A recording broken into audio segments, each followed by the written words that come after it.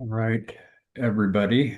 I see a bunch of people logging in here. I might give us another 30 seconds here and let a little bit, a few others log in.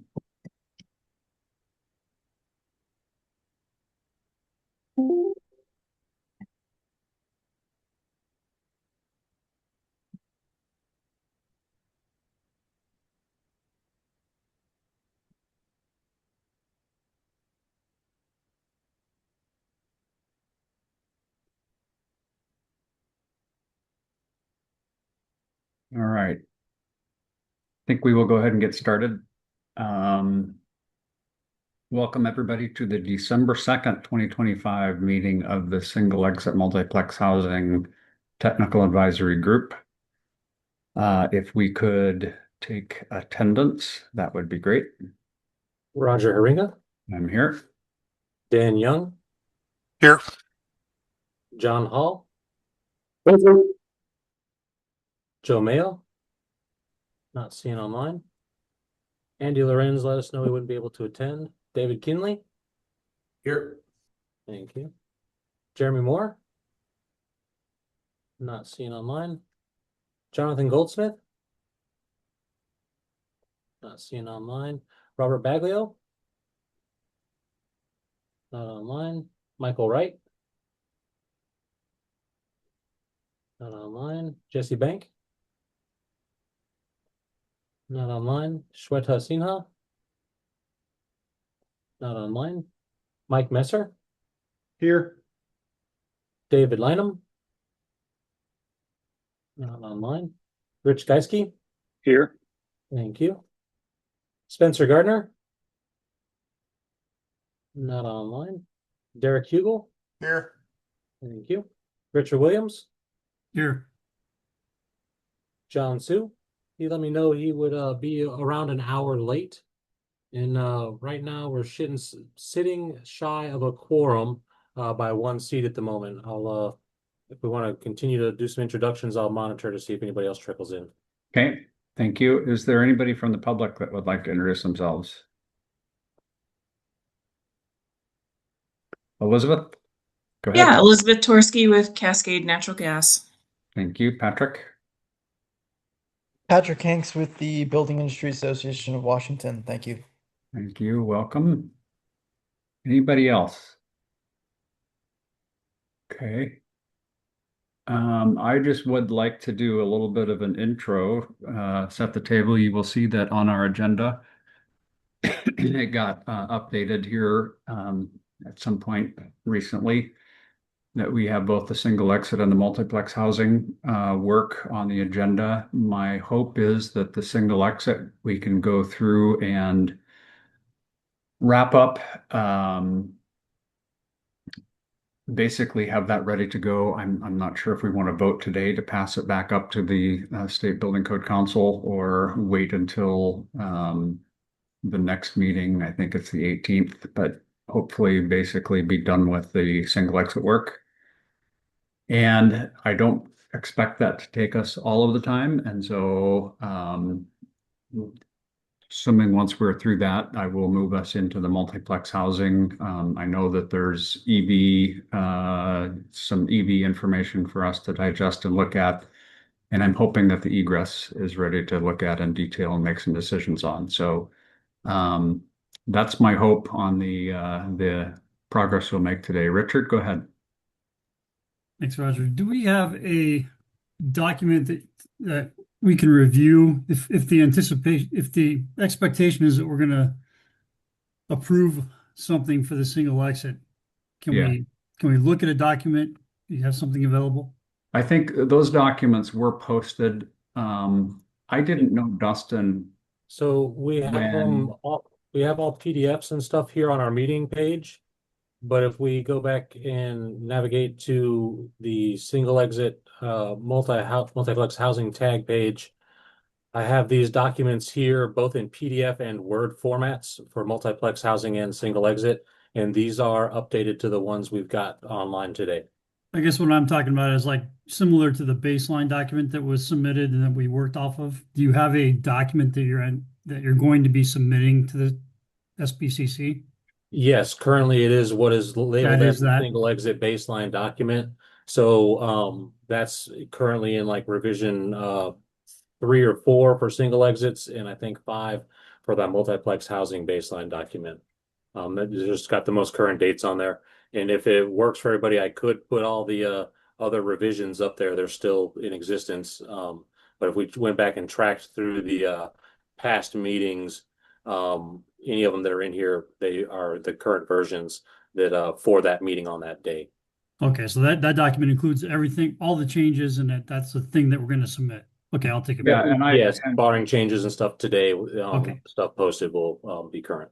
and we can get into the agenda, but Richard, my hope for today was to go through that document, and so we will be today looking at what I believe is the final.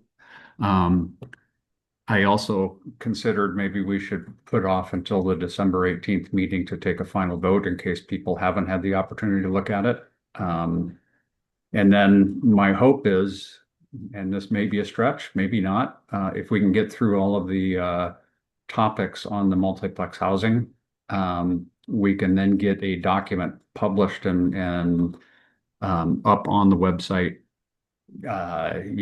maybe a week before the meeting on the 18th, so that everybody would have a time to review that and we can make final decisions on the 18th on both of them. So go ahead, Richard. Sorry, Roger. One more question. Is there going to be a public comment phase to both of these?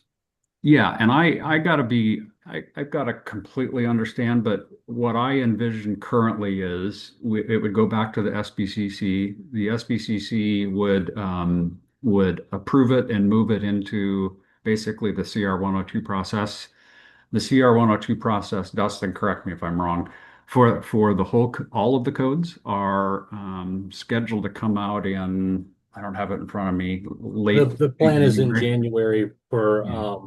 the council to view the documents staff is working on right now to file those CR 102 documents. So the code language for the 2024 codes is set. What staff is working on now is documents that go with the CR 102 for compliance with the Administrative Procedures Act and Regulatory Fairness Act.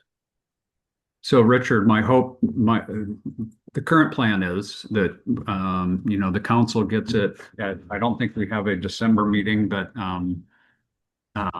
January meeting, the full council would review it and officially bless it to go into CR 102. These would go into the CR 102 along with all of the other codes. So yes, there will be a public, a public, Roger, if I may, we'll have the code language finalized at Okay. the end of this month.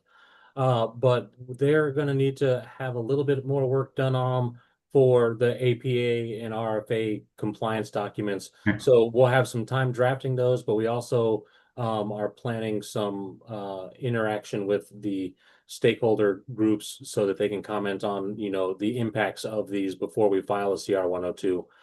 So we can gather data for the documents we draft to go with the code language changes. So there's a little bit more process after these tag meetings, but it's going to be not necessarily this tag meeting. It's going to be work group of economic impact and some other meetings that don't typically happen for the SBCC very often, which planning on listening sessions and trying to get some notification out on what we're working with on this one. And because we're not on the same track with the main body of 2024 codes, we're still planning on having this all ready to go with the 2024 codes. It just might have some syncopated dates. So the short answer is yes, there will be an opportunity for the public to review and comment. All right, let's, Dustin, I saw a few people pop up. Do we think we believe we have I currently, by my count, I am not seeing a quorum, but let me run through the list one more time, looking at folks who weren't here during the roll call.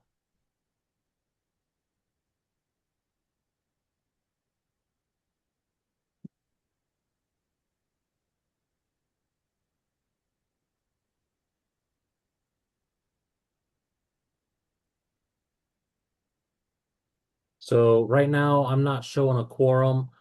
John Sue is planning on being here later, in the 2 o'clock range. So maybe we can talk about stuff, get things moving, and then Okay. when John joins us, we should expect a quorum at that time. Well, we can't theoretically approve the agenda. We can't approve it. We can't do the agenda, but we could talk about things and Okay. then rewind once we have quorum to make some motions. Okay. Let's dig into it then. I think jump into the single exit work um, to start setting the table. And I think the best way, Dustin, what I would envision is that you would have the um, the working document and the topics list kind of up together. And what I would like to just suggest we do is we walk through the current um,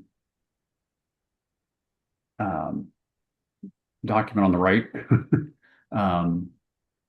And if there are questions or concerns that people have, we can then go back and revisit the topic summary and discuss what we talked about.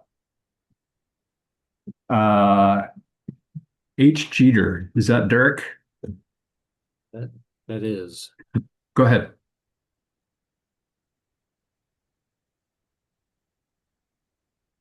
Derek, Yeah.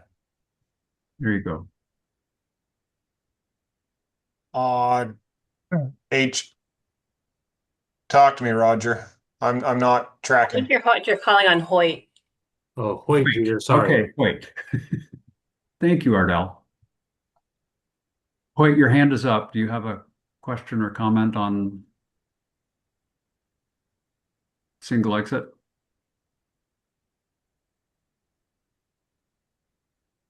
I'm not hearing one. Show Hoyt is unmuted. Can you hear but me I'm not now? hearing him. I hear you, Hoyt. Yes, Yes, we can hear you now. We could. God dang it. Now we're not. Testing 1, 2, 3. There you go. There you go. I had to unplug my microphone to the other stuff. I just wanted to make sure you knew I was here and everything was working. So I apologize. So that's it. Good. Thank you, Hoyt. And Dustin, does that get us into a quorum? That does not. Hoyt, you're a member of the IBC tag. Okay. All right.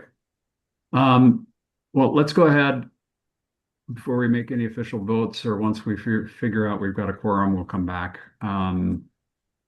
to approve the agenda. So I think, Dustin, I think probably the best way to do it is to have you just page through the document on the right. Okay. And I'll keep my eye open. If people have questions, raise your hand and we will try to address them as we go through them. So Gotcha. So you guys may have seen me just green out these 3 cells here. That is a relic I didn't get updated on here with the final document.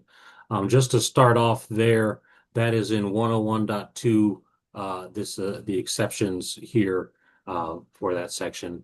So let me pop that in.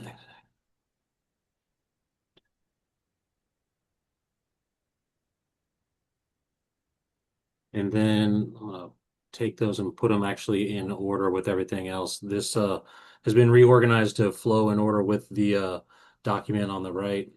okay.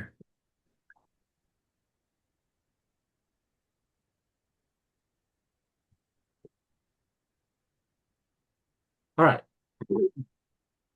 And So- Dustin, maybe before we jump in, there are still 3 yellowed out. The user note, we think we need to kind of take a look back at that. Maybe we can come back after we look at the whole document today and see about that. So the remaining items up there were actually added at our last meeting. Yeah. We had a question on duplicating the appendix in the International Fire Code.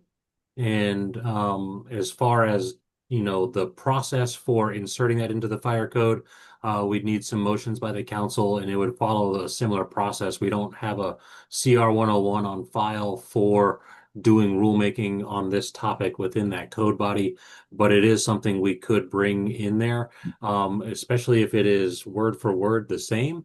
we could file a expedited rulemaking on this a little bit later down the road and get that in there in that fashion and use the rulemaking documents that we've got for the building code as the supporting documentation for the reasons why we think an expedited rule would be permissible for that.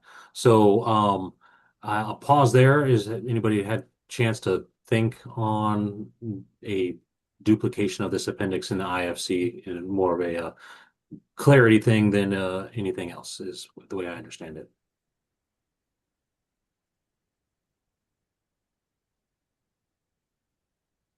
Seeing none, I will insert my opinion. Folks may not agree with me, but I know that the RCW that we are addressing here tells us to put it in the building code, I believe, number one. Number two, I believe that the way the code language goes, it's the building code first, and then I don't know what the order is, but The so precedent, yeah, it is down the list as well. yeah. So in my opinion, we have done what we've asked. I guess from the fire folks on the call, or just from the city's perspective, the city review, that would be the only advantage I would think. But again, I hesitate to put things in codes two different places, because then down the road it'll get updated in one and not the other. So David, go ahead. Yeah, I'm with you. Thinking fewer places would be good. I do I do understand why, as I've read through it, there's a lot of references to fire code official, and it may not be the natural place for the fire code official to go. So understand the reasoning for it, but I feel like having it in fewer places, there'd be quite a bit of work to do to reference the proper chapters in the text as it's written. So I'd say fewer places the better, but understand if there's a need to remedy the fire code official references. Okay, Mike, what do you think? Funny enough, I'm right there with you, Roger. There is no need to put this as an appendice in the Washington State Fire Code. Keeping it in the building code is perfectly legitimate, and once it's adopted, whether statewide or at the local jurisdiction, whichever that attends, it's enforceable, whether it's the building official or fire official. So there's no need to duplicate over. It is fine just being in the building appendices. Okay. Anybody else? I'm curious if there's anybody who feels strongly that it should be in the fire code. I would want to, we've heard now 3 people that suggest not.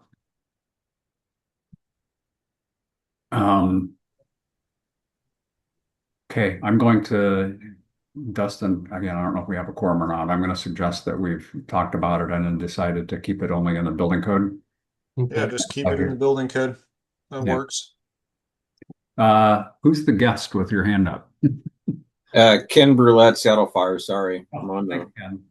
Ken. You might, if you're going to do it this way, you make sure you put the definitions in the WAC, because you don't have fire chief or fire code official defined in the building code. And I don't think it's defined in the WAC right now.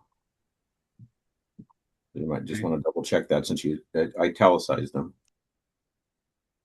So, Ken, what you're saying is that if we keep it as is right now, we don't have the definitions supporting the way it's drafted in the building code?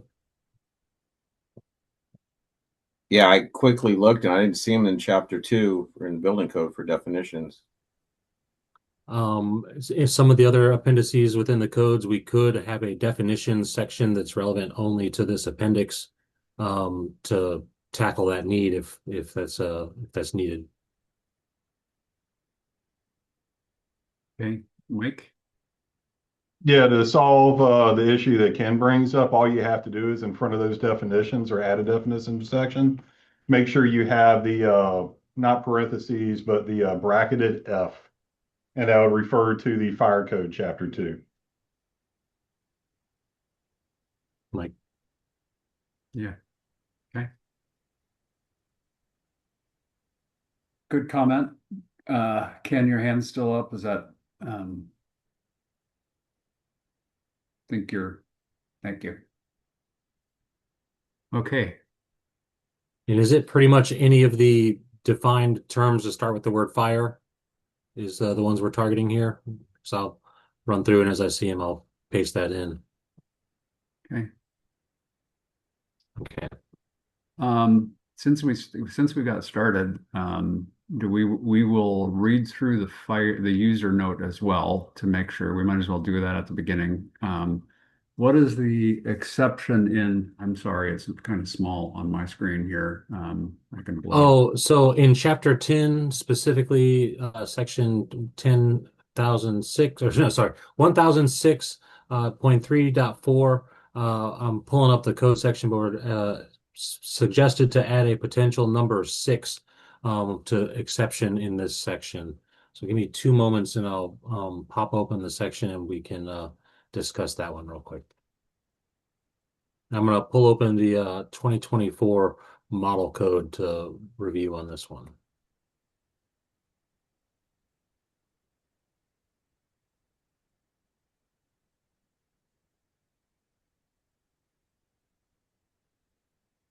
And that is with the egress.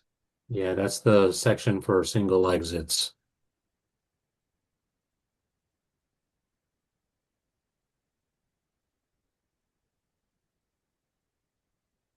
So we have the existing exceptions here.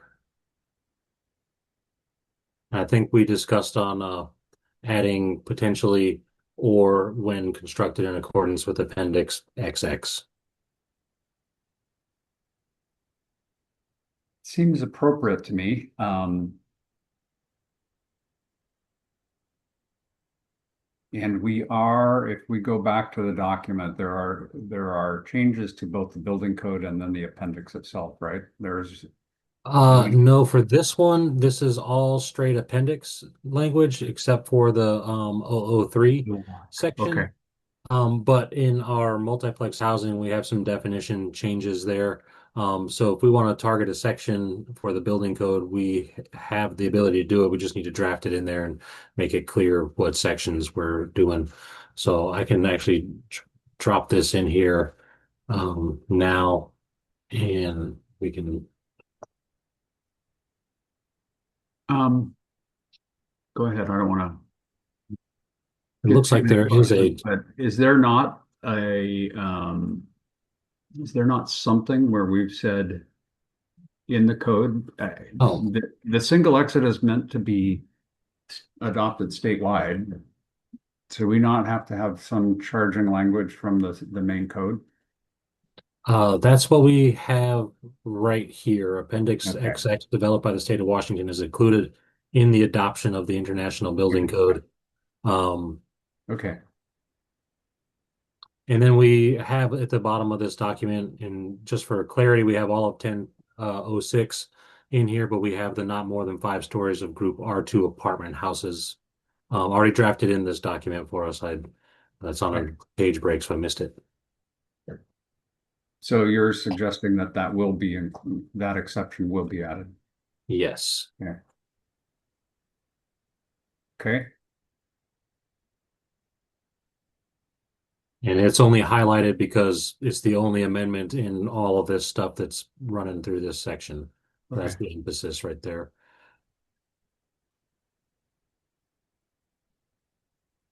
Okay. So then I guess right now that leaves just the user note after those discussions. So I think let's start with the whole document, and user note is first up. So we'll reread it and see if folks think that it's acceptable now. I know that we did make some changes at one point. I mean, was it helpful for everybody if I maybe run the topic summary off screen so we can have the text of the code proposal a little larger? And I can just read off of the list what we got going on. I think so. If we have questions, we can refer back to the list.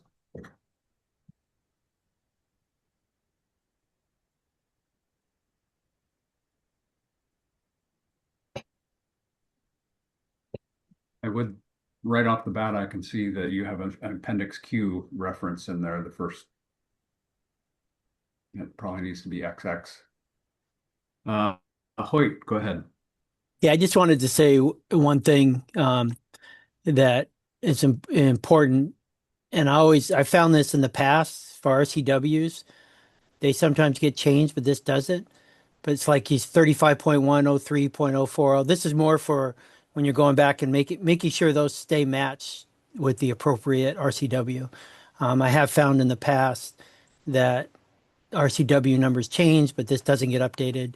Just want to make sure that's a point of reference as this goes forward on all the RCWs. So that someone goes back and double checks that. Being on someone that worked on the code and correlation committee for ICC, those are the things that get missed so many times, and it causes issues for the building departments if those don't match exactly. So I just wanted to bring that up just so it's on record. Okay. David? Yeah, just in terms of process, if we see something as we're scrolling through, you want us to identify that? Yeah, I think you raise your hand, and if Okay. the first thing would be we will go back and look at the topic list that we did. If there is an issue that hasn't been addressed in the topic issue, then we can talk about it here. So okay, yeah, I've highlighted a few okay items throughout the text, so yeah, I'll just raise my hand when that. Okay, thanks. And Ken? So you got to fix the 1006.3.3, make it 3.4. Thank you. I also will remind everybody the CR 102 process, if this will go through, those types, if you see them, great, but as we go through it, the public process, those types of updates also can occur later on in the process. So, okay. So my thoughts on the user note that the first two sentences are a little bit redundant and maybe we could get them combined. I'm thinking maybe Appendix XX provides provisions that allow for a single exit stairway and a multifamily residential structure up to 6 stories above grade plane, and then kill the rest of that under the stated conditions. This appendix provides an alternative single exit design option to those listed in section 1006.3.4. I think that the grayed out section there is a little redundant to the first sentence. I would suggest leaving the 3-story. Okay. I guess not. You could do this on a 3-story. If you chose to build something at 3 stories under this this appendix, you could do that, correct? Yes. Okay. Richard? I think you could do it 1 and 2 stories as well if you intended to add more than 4 units per story. Yeah. Okay. So is there any heartburn to deleting that section?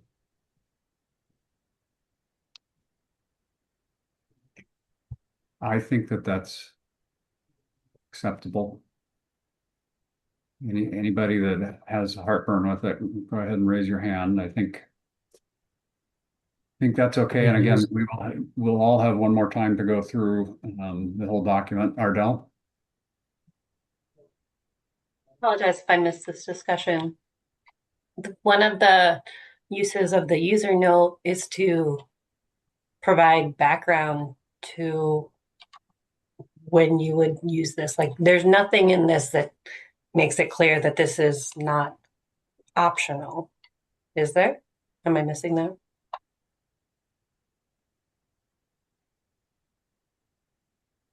I'm not sure, and I want to make one of the kind of outstanding questions I have is the RCW told us to make it available statewide, and this appendix is not meant to be a something that may or may not be adopted by municipalities. It's meant to be a statewide appendix, and so if the RCW or the WAC reference down below there is sufficient, that's fine, but I'm I'm not as dialed into exactly how that whole process works. And you don't necessarily, this can come out in the next stage of the process, but a user note that says whether this is a required appendix for adoption or not, or like just one sentence that says, that says how you got here. Well, and a user note is meant to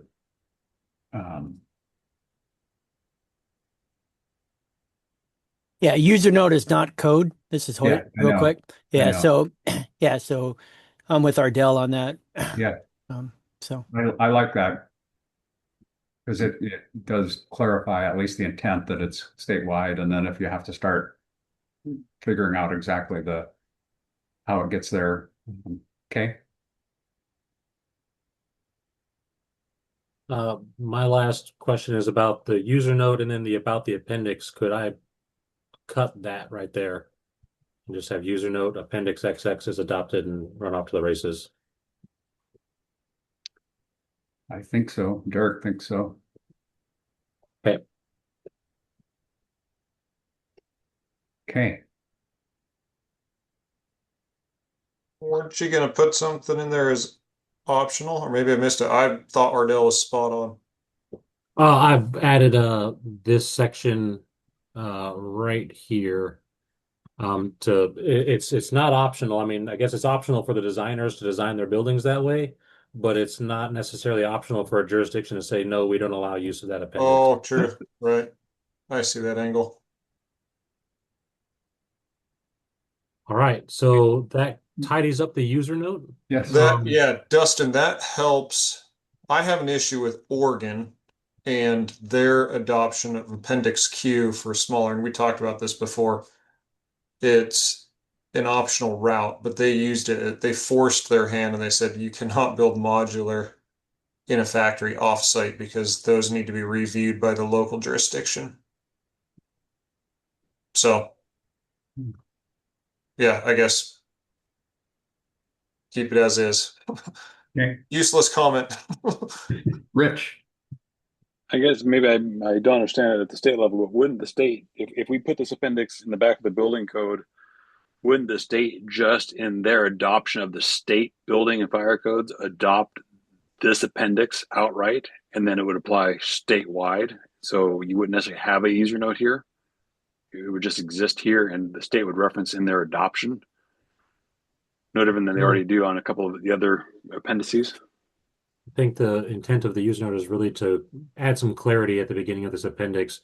The WAC 5151 or 5150.003 does say, yes, we are adopting this for the state. Okay. Ardell, go ahead. I think another way that could be further clarified is just to state it's adopted statewide, whether you want to include that or not. Like, I kind of agree. Yeah, if it's adopted and shown on the state site as adopted, then it is adopted. But that if a jurisdiction meets the requirements of a professional fire department, this is not optional, right? That's the way this has been drafted, is my understanding. Can you rephrase that?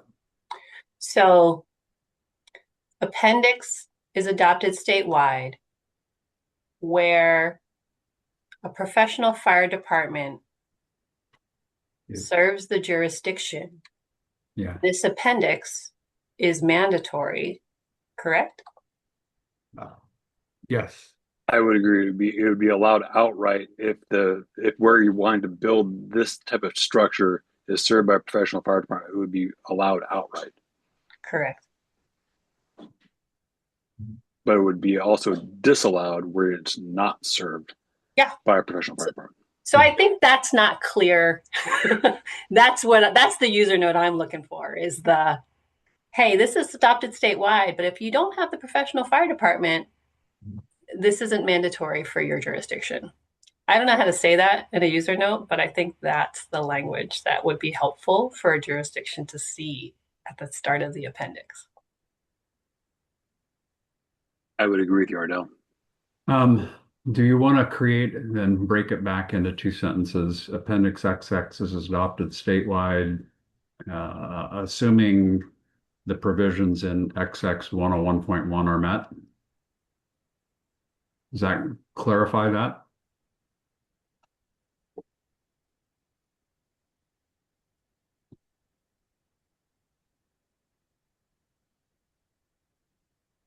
I can work on some language if you wanna, if the Okay.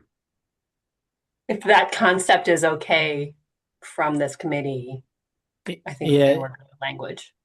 Yeah, one of the things I also want to do, and this is one of my pet peeves, having the word may somehow in the code, something like that. So Yeah. been my pet peeve, and I've worked hard to get that out of the code. So just there's different ways of wording that. So just highlight it so we know to make sure we change Okay. that.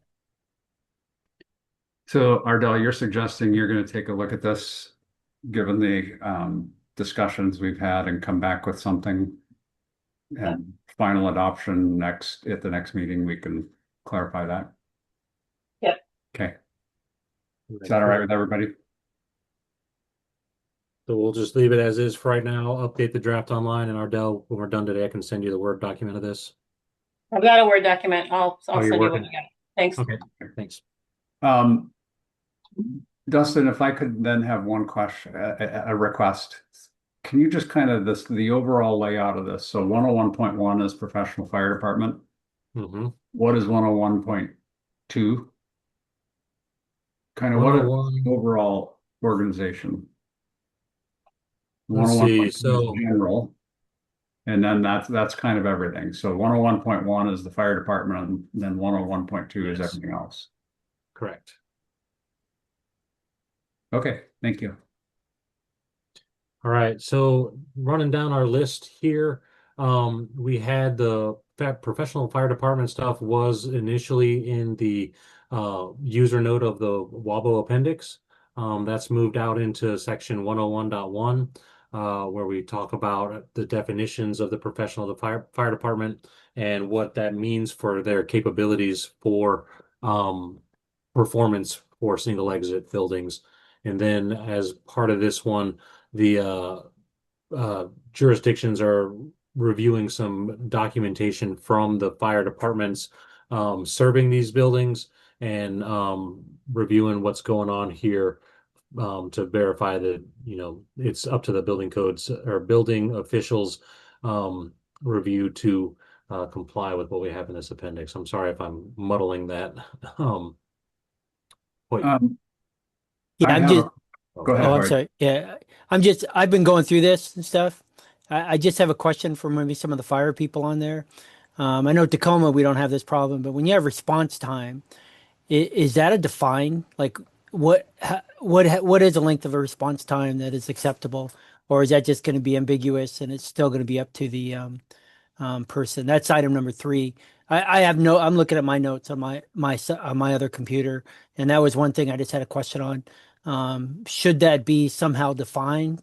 Could it be 2 hours? Could it be, you know what I'm saying? Because this is going to be used all over the state, technically, probably more in like jurisdictions like Tacoma and maybe Seattle or other places like that. But I was wondering if that's something that should be, because I would think the fire department would be really interested in what that to be able to make the decision how that should go. But it could be in the fire code. I don't know. So. Yeah, this is Rich. I think the intent of this and the way we were looking at this is depending on where you're at in the state and what level of service you're kind of committed to provide into your jurisdiction. We're letting the local fire chief determine what those are based on their annual report that they're required to provide. Because you're right, I think response times are going to be acceptable. Response times are going to be different for every jurisdiction and how they look at it, and there is no nationally recognized, best practice for response times that would work well in Seattle or Tacoma or, Medical Lake or some smaller town. So, I think this puts the value judgment, if you will, in the hands of the local fire official. Mike, correct me if I got that wrong. No, actually, I put my hand down because you hit the nail on the head. Response times are individually based, and you just can't account for what your jurisdiction has. I use Lake Stevens. I've got a 10-acre lake in the middle of it, so that obviously counts against our response time. I know down where you're at, it's pretty urbanized, so traffic and everything becomes an issue for you. There just is no way to assess that. So it is, like Rich said, the value judgment between the fire chief and the fire marshal. And I think too, this might allow these types of structures to be built in some areas of a large jurisdiction, but not necessarily in others, right? Because not all jurisdictions have uniform coverage of basically providing that second staircase via their ladder company in all areas of their city. So it may be, may limit within an individual jurisdiction where these would want to be constructed as well. So again, just to kind of letting that local jurisdiction accept the level of risk that they want to use this based on these 5 categories of criteria, which is what they need to report out to the state anyways. Okay. Dustin, I have a question on the up, if you can go up the last sentence, the last end of 101.1. Is the word manufacturer the right word? An aerial ladder fire apparatus compliant with NFPA at the time. Oh, the apparatus is compliant at the time of manufacture. Is that correct? Right. That okay. And then I've heard of EEROs during this process, something I wasn't really aware of or much detail. I see emergency escape and escape are both capitalized, but rescue and openings are not. I'm curious, is that correct? I guess is my question. As far as capitalizing and. I think those can both be lowercase. Emergency and escape can both be lowercase. Okay. The fire has a tendency to want to uppercase everything. And then up above, you have the emergency escape is also in the 101.1, the first paragraph. Yeah, right there. Okay. All right. So we don't have specific lines for these documents or these code sections down below here, but these are, if the fire code official has more questions beyond what's provided in 1 through 5 and 101.1.1, they can request some additional documents. And then we have a performance statement. Fire chief in writing provides a statement to the fire code official attesting to the ability of the fire department. And then if there's alternative means of compliance, that is something that's approved at the local level. And emergency preparedness required. This is not show 101.2 yet. So the group R2 occupancies using this appendix shall comply with Q 102.1.2.1, and I think these should be double X's in here. Is that accurate to folks' recollection?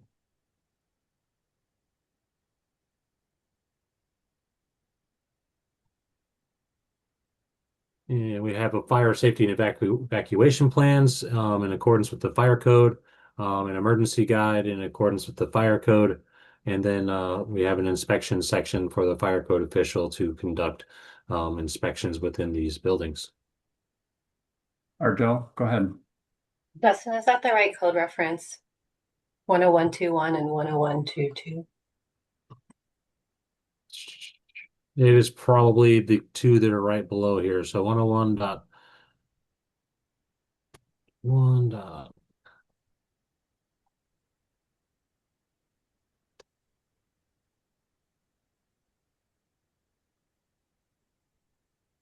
There we go. Does that seem better? Yes. Yeah. You have 4.11 instead of 4.1 there. Yeah. Thank you. Wait, go ahead. Yeah, I just wanted to ask real quick, since a lot of the fire people are on here, and I'm more in the building code. Do all jurisdictions around stuff have some kind of publishable reasonable response time? How is that going to be? Could you take the word reasonable out because it's a very ambiguous word, and just having a response time? I mean, how would you, is that, and I'm just asking the fire people on here, is that really what you want, a reasonable response time compared to, since it's going to be out throughout the state, have a response time or define a reasonable response time? I'm not sure how that actually works. So just thought I'd just bring that up, and maybe it's fine. I just wanted to ask that question to the fire guys here. I wonder if the right word is acceptable response time. to me, if you do acceptable, that's much better because then that means someone has to approve that acceptable Right. The fire chief response makes time. determination. Yeah. Exactly. What about, Reasonable. Oh, I'm sorry. I was going to say, what about approved? Mike, go ahead and jump in if you've got a. Yeah, I almost hate to say if we're on that word, it's more word salad. At the end of the day, I'm taking the reasonable part from a reasonable person test, and that just comes out of your typical courtroom and for the investigators, courtroom testimony when you get into a reasonable person. Because we cannot identify a response time that would be acceptable, approved, reasonable for an individual jurisdiction because of that jurisdiction's demographics and geographic makeup. It really doesn't matter what you put in there. It is a common sense best judgment. So really, however you want to define that using, Microsoft Word's thesaurus, go for it. But it has to be reasonable at some point for that jurisdiction. And it is ambiguous. And when we wrote it in that way, it was meant to be ambiguous to where that common sense judgment goes back to the local AHJ.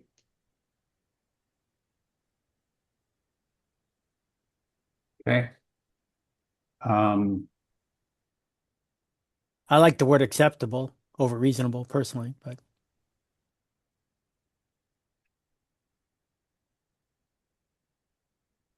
because the AHJ is the one that has to prove acceptable, reasonable is much harder to. I mean, you'd be surprised some of the things I've had to try to, basically put my foot down and says, well, that's our decision, but I hate to do that. But acceptable would be we both have to come. It seems better to me, but maybe other people have different opinions. So.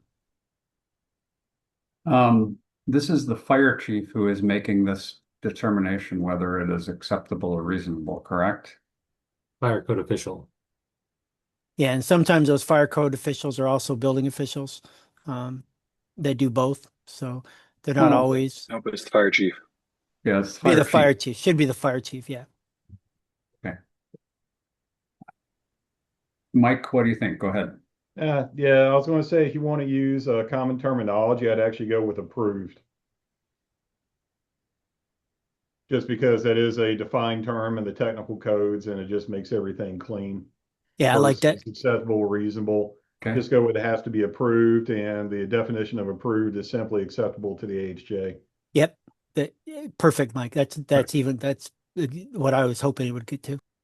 Yeah, and that works fine. The intent's all the same. Yeah, like I said, it's just kind of what words you want to pick to put in there. So appreciate it. Okay. Any other comments on 101.1? I just wanted to suggest to everybody, thank you, Dustin, as you're going through that. There was a conversation when we first talked about this whole document. The question was raised, are we giving significant power to the fire chief? The fire chief, they don't like the single exits at 6 stories, so they're going to say that, no, it's not. It doesn't work where I'm the fire chief. And I don't remember the process we went through. It eventually, I think everybody came to understand, got comfortable with that, if I think that maybe there's an appeal process or something, but I know as I just look at this again, it does kind of give me that fire chief has the ability to say yay or nay on this. So again, just a question that are a topic of conversation that came up, and I remember that we all kind of got comfortable with it. So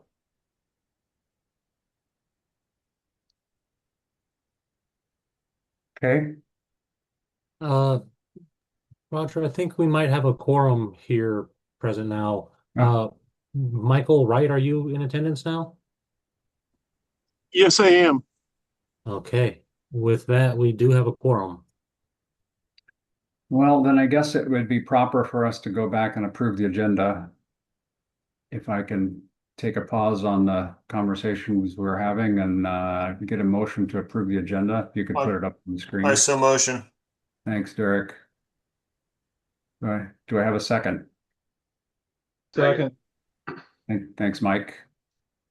Any discussion?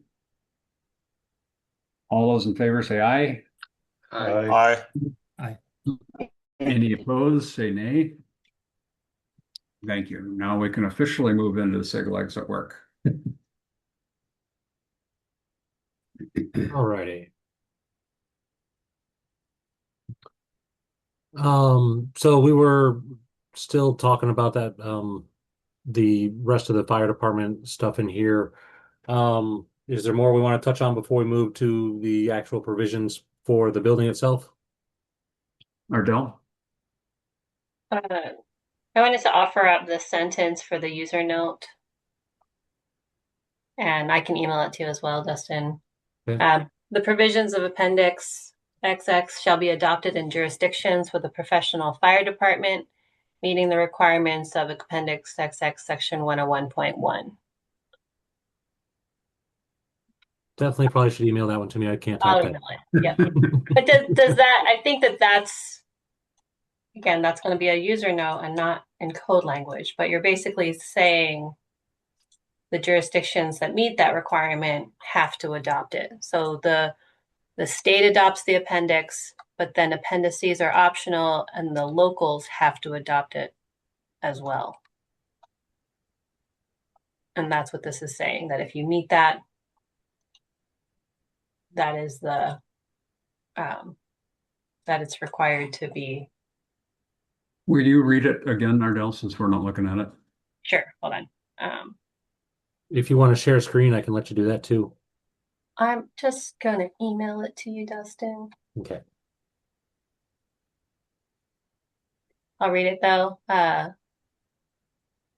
The provisions of Appendix XX shall be adopted in jurisdictions with a professional fire department, meeting the requirements of Appendix XX, Section 101.1. And that can go at the end or it can go as the second sentence. Yeah, I like that change personally. So this is what. Again, that's not code language, that's a user note, but that clarifies the intent.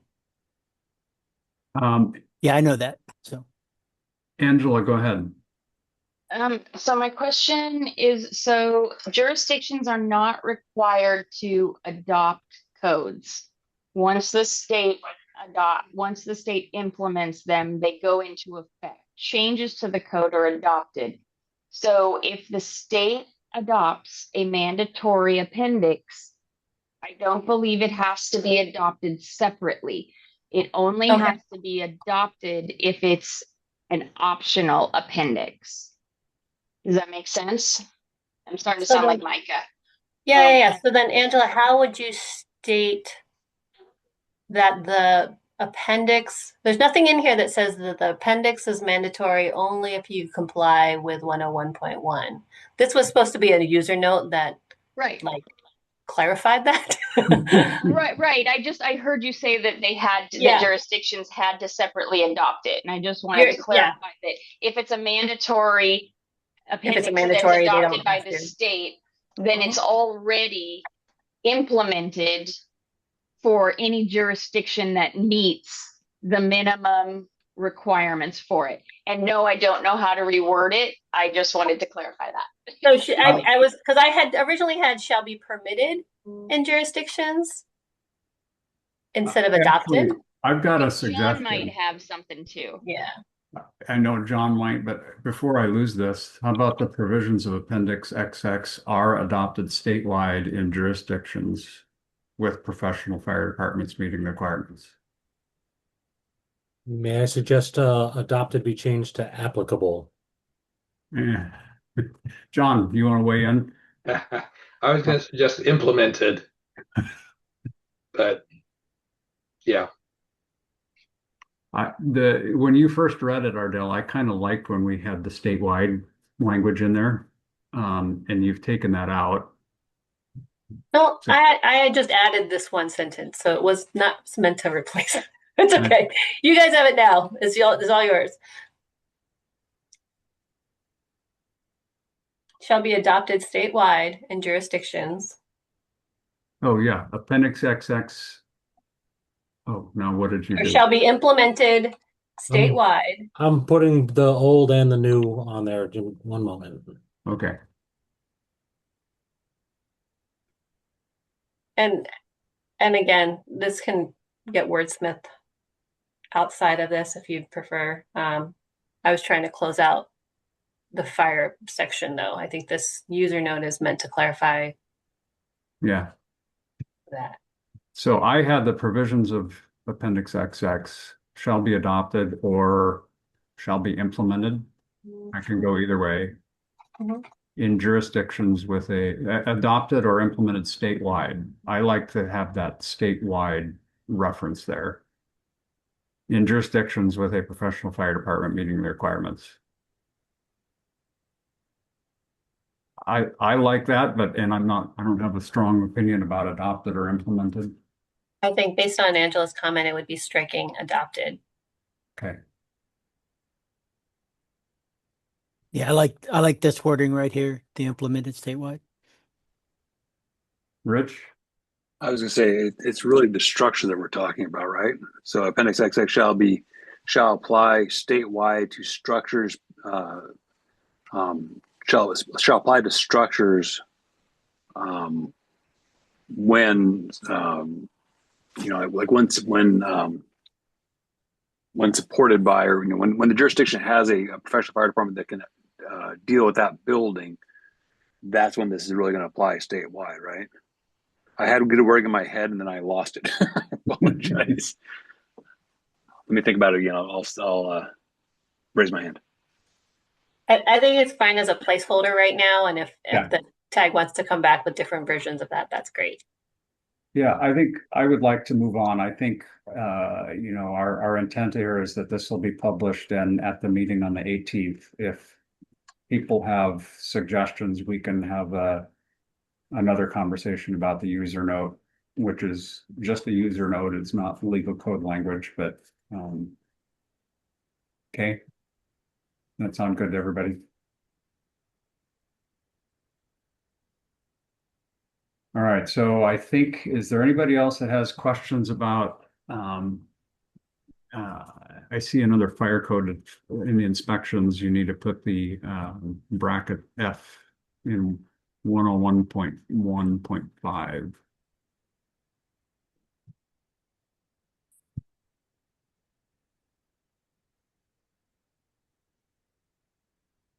Any other comments or questions or concerns about the fire department?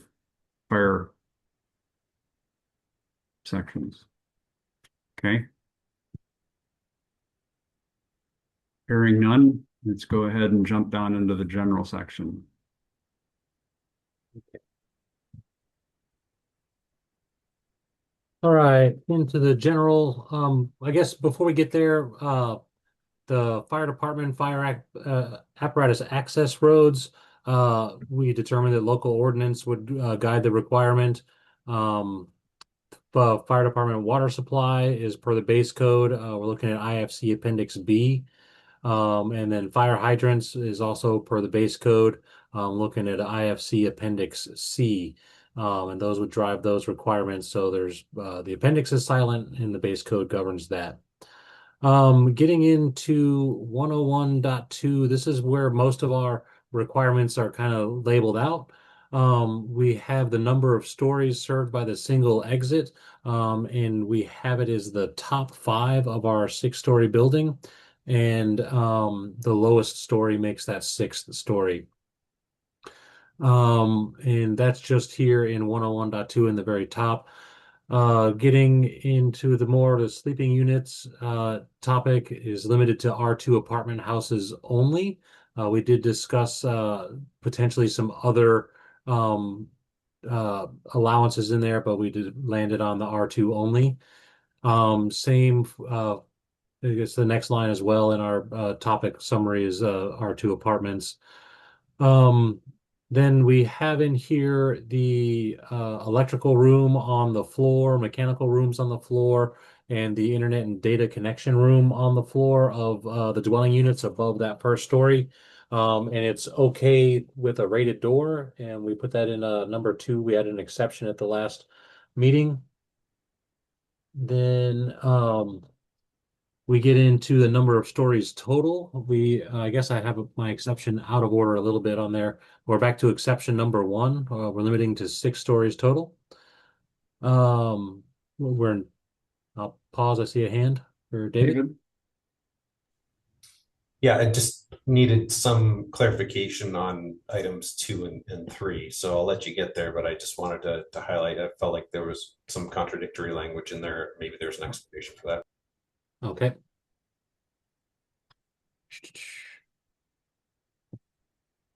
So things that are not allowed on the floors, and this is per number 2 here, we're not allowing storage rooms on the floors with the dwelling units, no trash chutes running through there, no trash rooms, or amenity spaces. Dustin, where are you? I'm on line 24 of the topic summary. You're sharing the main, and we can't see topic summary. Yes, I'm sorry. I shared the main just so we could see that a little easier. Let me see if it gets in there. So I'm all the way down to here. Right.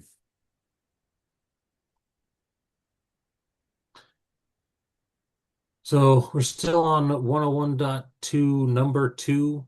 We were talking about all the different kinds of spaces that are allowed on the floors of the dwelling units above the first floor. So the storage room, trash chute, trash access, trash collection room, we're not necessarily prohibiting them, but our comment here is that it's up to the local AHJs to interpret what they'll allow on those floors. And that is all the way down through amenity spaces, mail rooms, management offices, and mechanical rooms. Any thoughts on those? We did talk about it at pretty good length in the previous meetings. All right. Communicating to other occupancies. This is still 101.2 number 2. And other occupancies are not allowed to communicate with the R2 occupancies above the first floor. Parking garages, it's okay to communicate per our exception. And so we have the parking garages and occupied roofs accessory to group R2 occupancy are permitted to communicate with the exit stairway.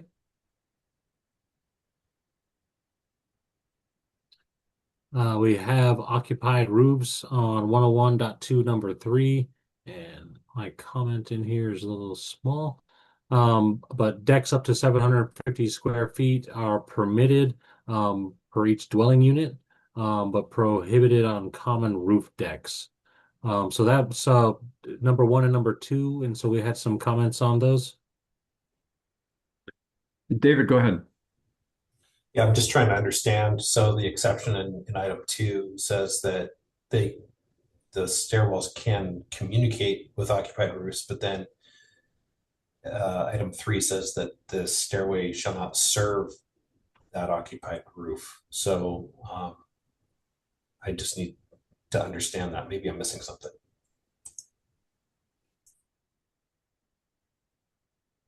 So I think what the clarification is that the occupied roofs are, I mean, my understanding of the intent is that it's occupied roofs or decks on the roof are to serve individual dwelling units, but that group common occupied roof is not allowed up there. I think I remember some conversation, but John, you have your hand up? Yeah, I think that's true.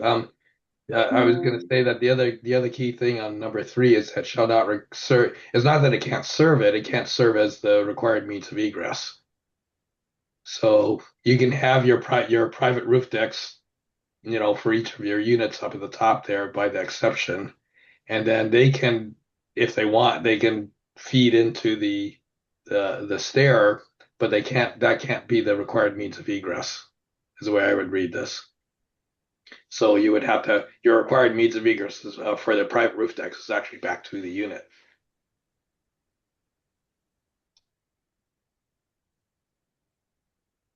Yeah, I feel like there's some clarification needed there. That's a point of confusion for me still. So maybe if I read it out. So the exception states that occupied roofs accessory to group R2 occupancies are permitted to communicate with the exit stairwell. Then we move into the single exit stairway shall not serve as the required means of egress for an occupied roof, including occupied roofs accessory to the group R2 occupancy.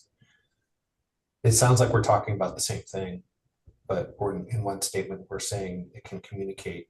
And then the next statement says it can't be the required egress.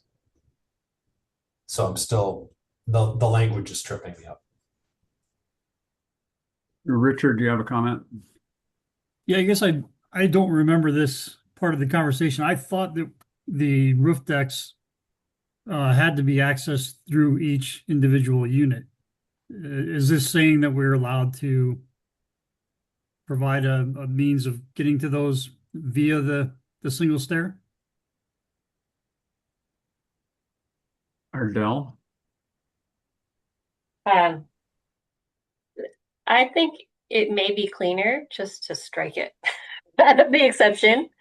Like the exception number 2? In number 2, yeah. So if you just kept the parking garages are permitted to communicate with the exit stairway, the intent of that is you can have a convenience door to the parking, but it's not, and that would not violate the exception, or that would not violate the charging language. Like I can, at the lowest floor, if I have parking there, have the R2 single exit stair, have a door that opens still into the parking area. What John described was the intent. Like you can have the single exit stair communicate to that occupied roof, but it has to be served and egress in through the unit. But I think if you just struck it all together, like you would just read 3 and say, I can have a private roof deck and it has to exit through the unit. And that single exit stair can't serve the occupied roof. That is more straightforward. No, we have to keep that exception. We're trying to limit the size of the 7. Dustin, I think that she's talking about exception number 2. I'm talking about exception 2. Yeah. Strike and occupied roofs accessory to the group R2 occupancy. Leave it as parking garages are permitted to communicate with the exit stairway. You can probably leave the accessory to the group R2 in relation to the parking garages, right? Yeah, that's true. Thanks. Get rid of and occupied roofs in that exception. That's what she's proposing. The exception you have highlighted. Okay, so and occupied roofs, kill that. Cross that out. And then David, do you have a comment on that? Yeah, I think if the intent is that you can have a private roof deck up to 750 square feet, I think what we're talking about here is the egress stairwell. I think maybe we have to be able to pull out the allowance for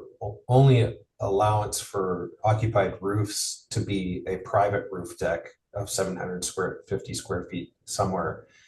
I don't know if that's in this section or if it's somewhere else, but it seems like if we're going to allow an occupied roof deck other than 750 square feet, or if we're not going to, rather, then there's no need for the language in 3, that we should just be very clear about what is allowed in terms of those roof decks.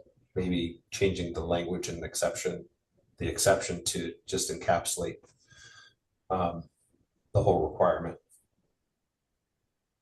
I don't know if that was my language was clear on that or not, but it seems like we're muddling it up with the exception if we're not going to allow an occupied roof deck other than the exception. It's not allowing an occupied roof deck. You're reading that correct. The only occupied roof, so a common occupied roof, the intent was to not allow a common occupied roof. Common use occupied roof, which is not in the code, right? Occupied roof applies to both private roof decks and common use roof decks. So the way that it has been written and why it was written that way was to write that as the charging language of item 3, that an occupied roof shall not be served by the single exit. It's not, I guess my point is it's not clear, like, let's say I'm a designer, I'm like, well, we want an occupied roof.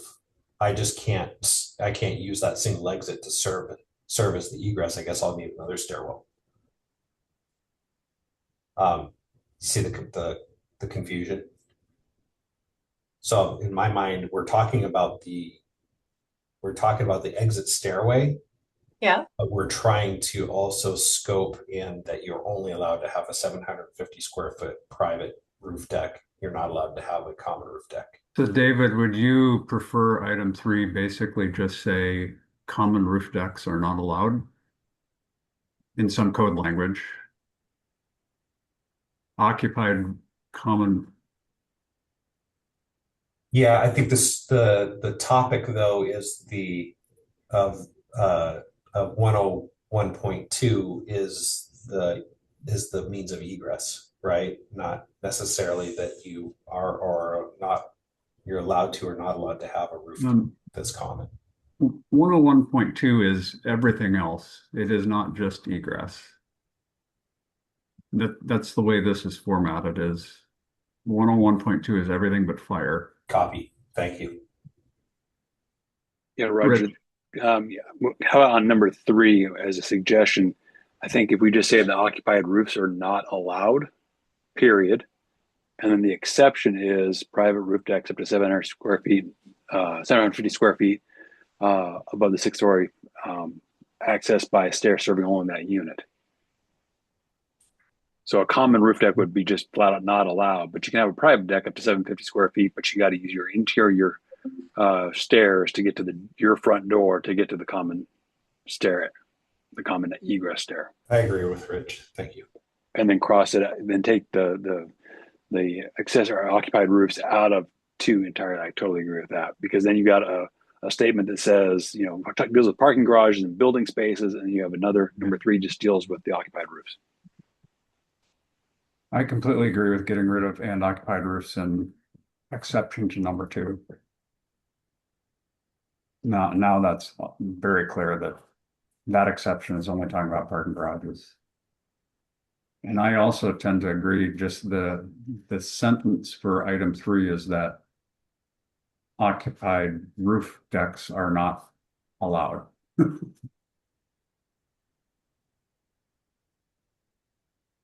And then you make an exception that small ones are allowed if they go directly.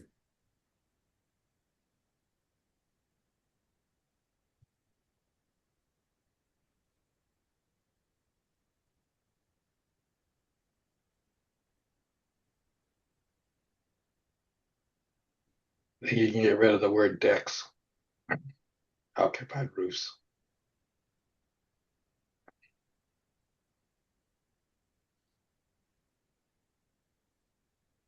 Hey, Rich, your hand is up. Is that still up, or are you? Yeah, I had one other question on number 2. Okay. I was gonna wait for Dustin to finish there.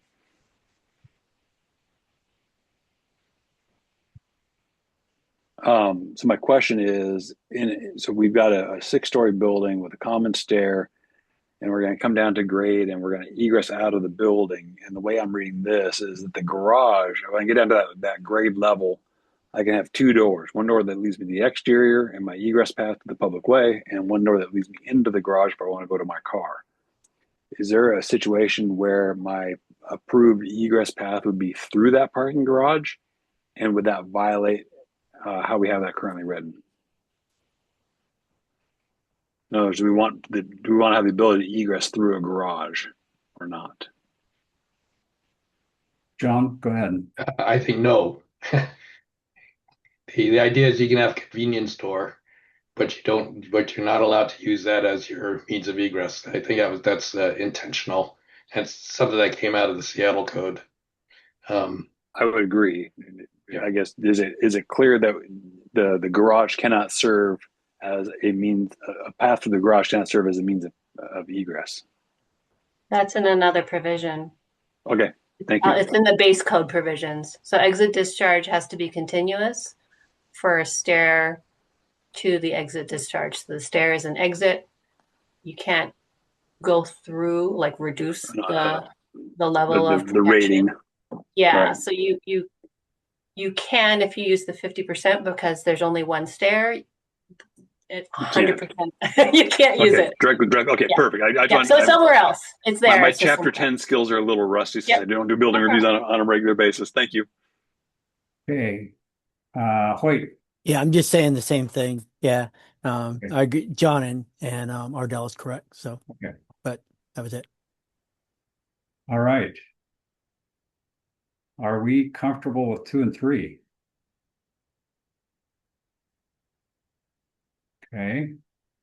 Dustin, are you still on? Yes, I am. So the number 4 is our high-rise prohibition.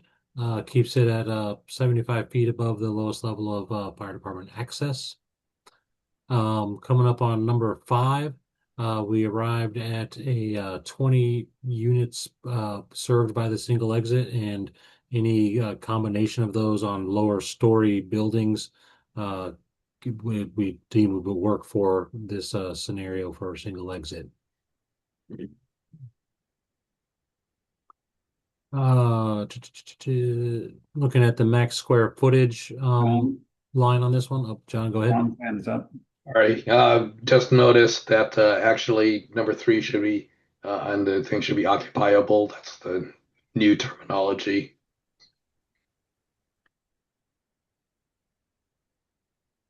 Thank you. And is that a defined term? I think so. It's the one that's being used in other places in the code, if not, but I don't remember. I'm running through it real quick. Give me a moment.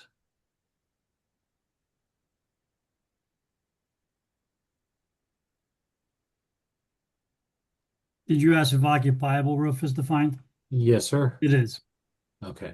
For the 24 code. That's a new definition in there.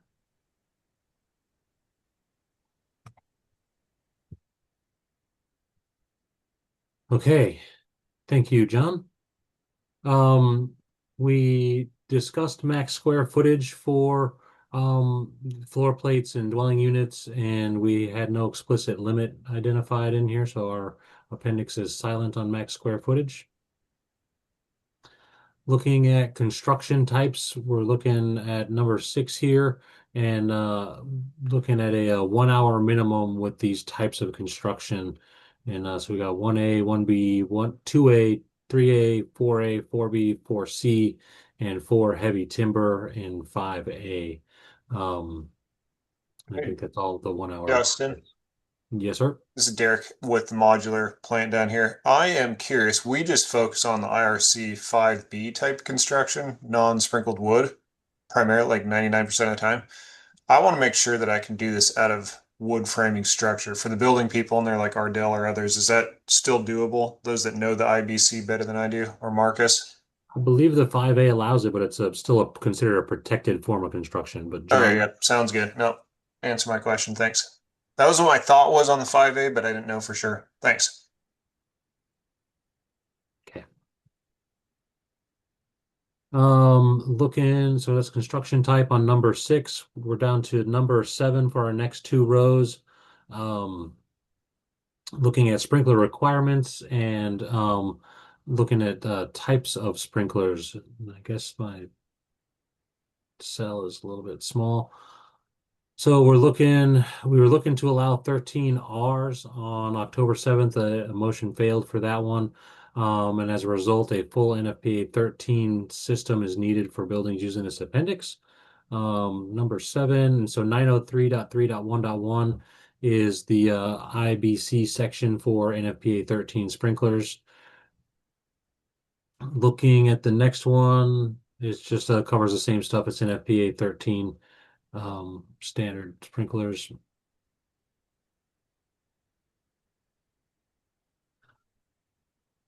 Getting into number 8, we have fire alarm requirements. Hey, Dustin, real quick. If ahead. you notice, you have that exception.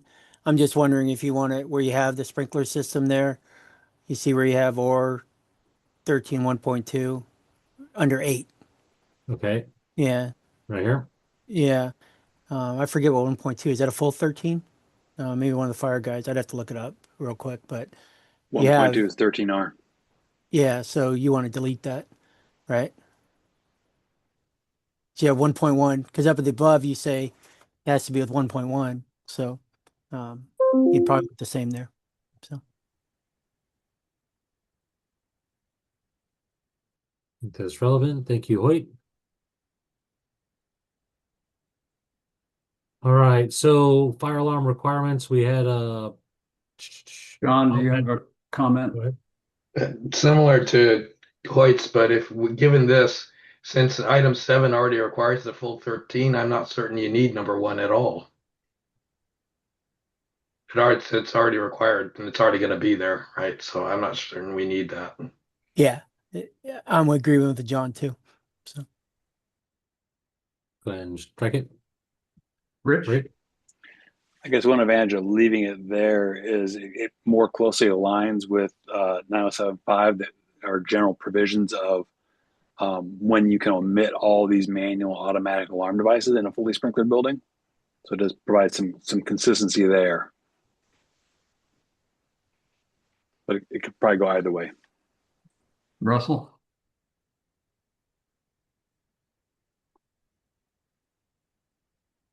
You're off mute.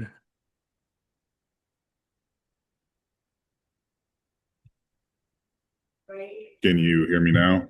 Yes, sir. Okay. Yeah, to what Rich is saying, if that's not there, then when a manual fire alarm system is required, you have to have a manual pull station at every exit.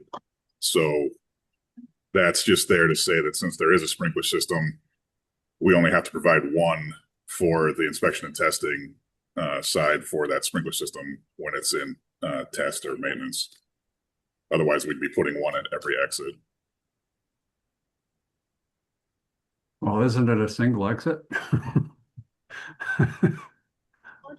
Well, it's every exit from each floor. So you'd have one at the stairwell on each floor and then one from the building. I was being a little bit facetious. Okay, so is it agreement to leave item 1 in? All right. Dustin, do you want to go? Yeah. So then we have so we had fire alarm broken out into several different sections, and then we back in October 7th we replaced a lot of this with numbers 8, 9, and 10. So I have some lines in here that don't have a lot of information, but the content has shifted through here. So we have the fire alarm requirements coming out in 8, 9, and 10. Let's see, 8, 9's got the manual fire alarm box. We're talking that we're going to have automatic smoke detection in here through number 9. And then 10, single and multiple station smoke alarms shall be installed in accordance with 907 to 11. Any comments on the fire alarm and smoke detection requirements? Russell? Yeah, thanks. My question is for Mike with under number 10 for number 2. What was the intent of requiring the visual notification in all the habitable spaces? Is that just above and beyond code minimum to get people out sooner? Because if not, the visual alarm is typically only required if communication features are requested by someone with a hearing impairment. Yeah, no, it was a stopgap. So you kind of hit on it to where you have the communication for the R2s, but in the rest of the fire code world where sprinkler systems are required, your fire alarm system may only serve as water flow monitoring. So this is a closure between the water flow and occupant notification.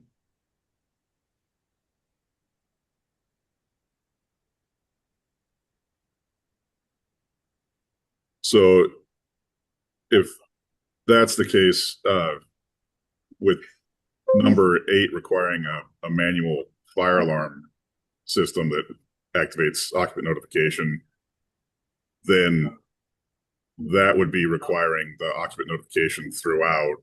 I'm just concerned that this would be requiring visual in all of the units as opposed to just where someone with hearing impairment requests it.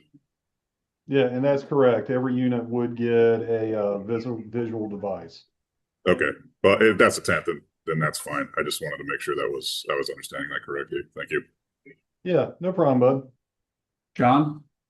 A little bit of wordsmithing here. In number 9, it says the second line there says throughout single exit occupancies. For consistency, you probably want to say throughout group R2 single exit occupancies.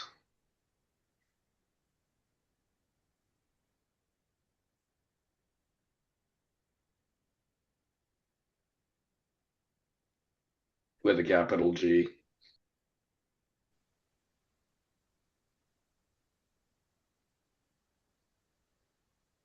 Can't that just say shall be installed in the following locations, since the whole chapter talks about, or the whole appendix talks about single exit occupancies? You probably could, but I'm just saying for consistency with 8, 9, and 10, they all talk about group R2 single exit occupancies. I mean, yeah. I think,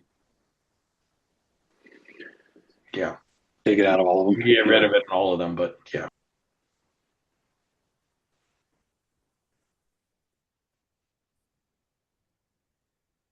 I'm sorry, what are we getting rid of? We weren't getting rid of, we added in Yeah. group Well, I think R2. the suggestion was that do we need to say throughout group R2 single exit occupancies at all? Can you just say throughout in the following locations? But that carries through to number 8, where we already are in R2 single exits, right? Yeah. So there's like 3 or 4 places where we talk about group R2 single exit occupancies. You can probably get rid of because that's where we are.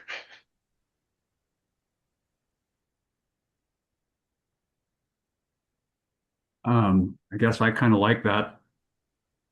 It cleans it up. So pull out stuff like that in the 8, 9, and 10, and maybe other places as well. That'd be the idea. Okay.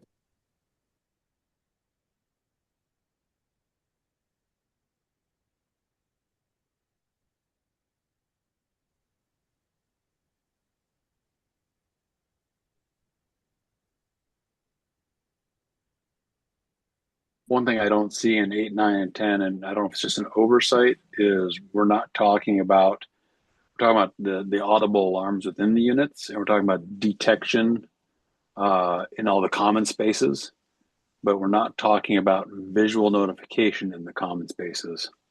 So strobes in the hallway, or is that something of importance? That would be covered by the 9075 under 8, where it wants the manual fire alarm that activates occupant notification in accordance with 9075, and all those common spaces would be covered by that. Okay, that tracks. Thank you. So like those that I got struck out in here, and then I have a question on number 10, number 1. The word may, should that be a shall?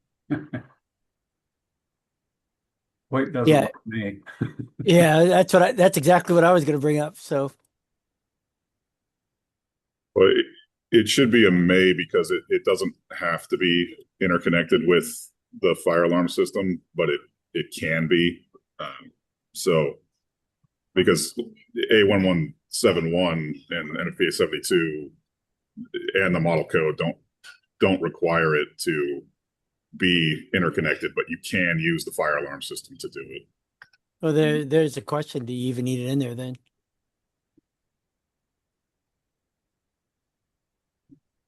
Because may. Yeah, you could remove it. Yeah, that's true because it's covered by the base code.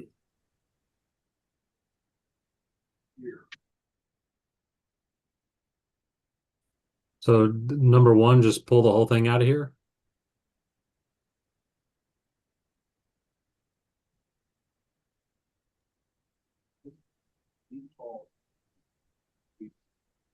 Yeah, you could pull number one out because it is covered by 907-211 in its subsections. So then is there a one, or does that just become a second sentence of item 10?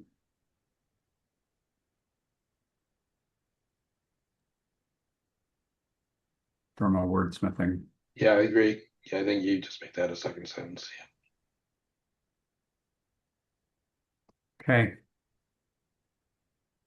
I'm going to, it looks like we're through the fire alarms and stuff. I'm going to suggest, and it's 2:30. I'm going to suggest we take a break till 2:40 and then come back and I think this is really good. We're dialing this in and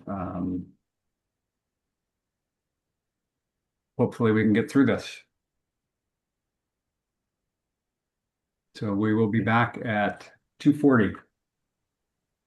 Justin, just wanted to.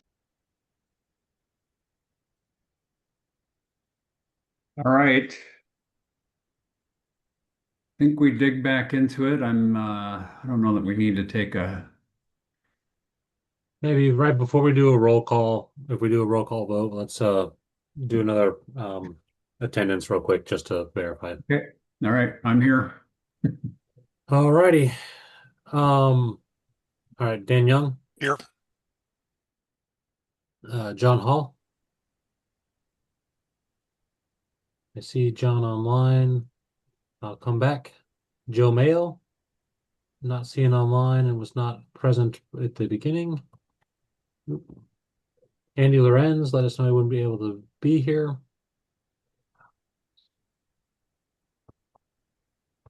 David Kinley. Here. Thank you. Jeremy Moore, let us know he wouldn't be able or wasn't here for the first one. Jonathan Goldsmith. Not here for the first one. Robert Baglio. Wasn't here for the first one. Not here today. Michael Wright. I'm here. Thank you. Jesse Bank. Wasn't available for the first one. Shweta Sinha. Was not available for the first one. Mike Messer. Here. Thank you. David Lynham. Not available for the first one. Rich Geisky. Here. Thank you.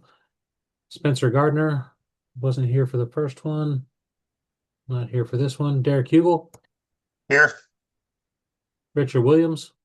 Here. John Soup. Here. All right. With that, we are sitting pretty with a quorum. And just to go back, John Hall, are you with us? I see him online. I'll count him as here, but we'll look for his voice vote if we take a vote. Okay.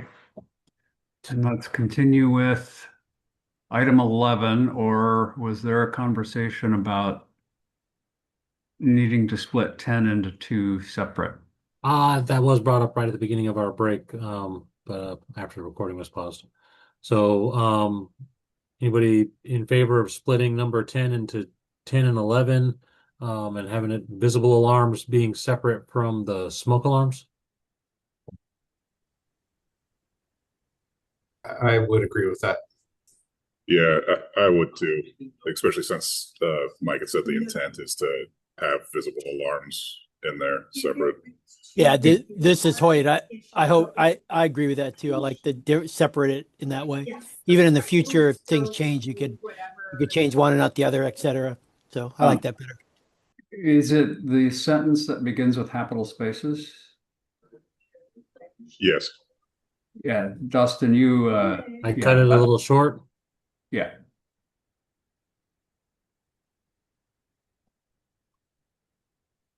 Yeah. Okay. Okay. I'll have to go through and just renumber some stuff in the rest of our document, but that'll be okay. Yeah. I'll catch that up in post. So we're on number 11, which is now 12 in our document. Talking about the exit access corridor and its construction type.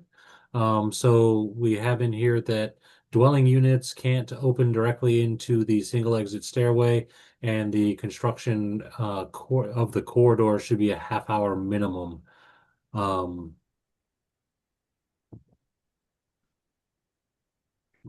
me.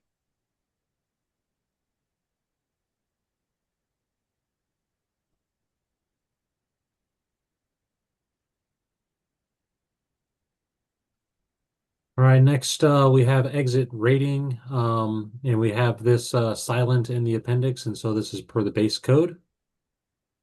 Same for the exit door rating for silent, and it's per the base code. Exit discharge is also per the base code. Looking at the exit access and the max corridor travel distance, we have through number 12 and now number 13. Yes.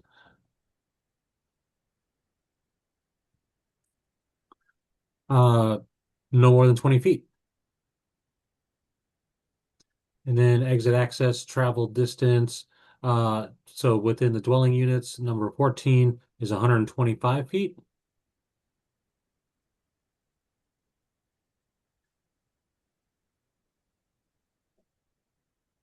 Then looking at the exit door swing in the direction, pause for David. Yeah, sorry, slow to the button there on the new number 13. No more than 20 feet of travel to the exit stairway from the entry exit door of any dwelling unit. I was absent for that discussion, so I'm just kind of curious. That seems like a very short distance. Was there discussion on that that I missed? I think I just like some background on it. Thank you. John? Yeah, it's intentionally short. It's to make sure they get to the stair quickly. And I believe 20 feet is the length of a dead end for most occupancies. So that's kind of where that came from. And it's been in, again, it's something, since this was based originally on the Seattle Code, it's something that's been in Seattle Code forever. Thanks. I think the nexus to the dead end is, that's explanation enough for me. Thanks. Okay.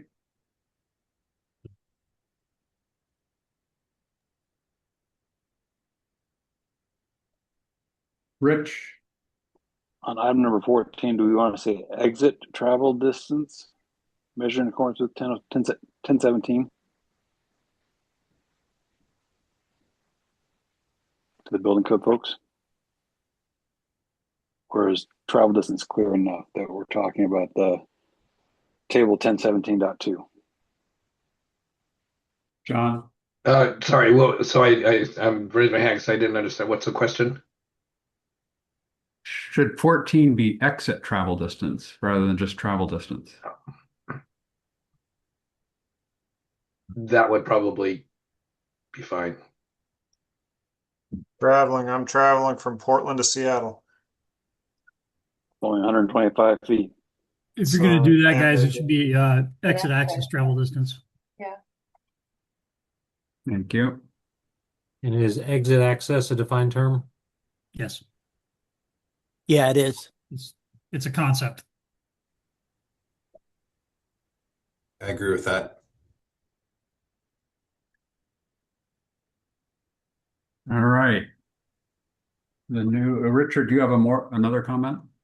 I'll have something to say on item 15. Okay. All right. Well, we are on item 15 now.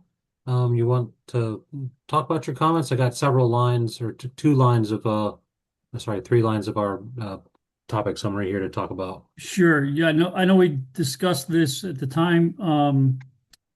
At the very end of this section, and the section 16 references options, NEC options D, E, F, and H. That's a reflection of our wobble proposal. We had a wobble proposal this cycle that changes the options that are referenced, but I just wanted to point out there was also a proposal from Eric Vandermeer, GP 1-114, that changed the language of this slightly, well, quite a bit. So I guess that could be just a housekeeping item, depending on which one gets approved. I'm not really sure which one of those got approved because I didn't follow up on it, but just wanted to point that out. I assume that's just going to be taken care of. So you're just saying correlate what we had in the approved correlation. Although, I guess I would point out that that's the change is being made to 504.4.1 of the IBC. So I don't know if this is an automatic correlation or not. So just wanted to flag that and point that out to you.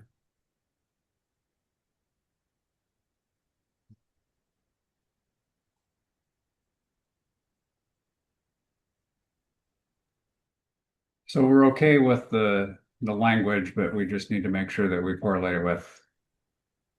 Yeah, the language is valid, Roger. It's just that if the state building code council decides on different language for that amendment in 504.4.1, you may opt to reflect that change here. Okay. All right, so contained in here in number 15, we have the exit door swing in the direction of the travel. And the answer for that one is yes. It's going to swing in the direction of travel regardless of occupant load. The stairway is going to be pressurized and connected to legally required standby power. And looking for the exits exterior stairs permitted. I don't have a comment on this one. But I believe the exterior stair is allowed through this one as well.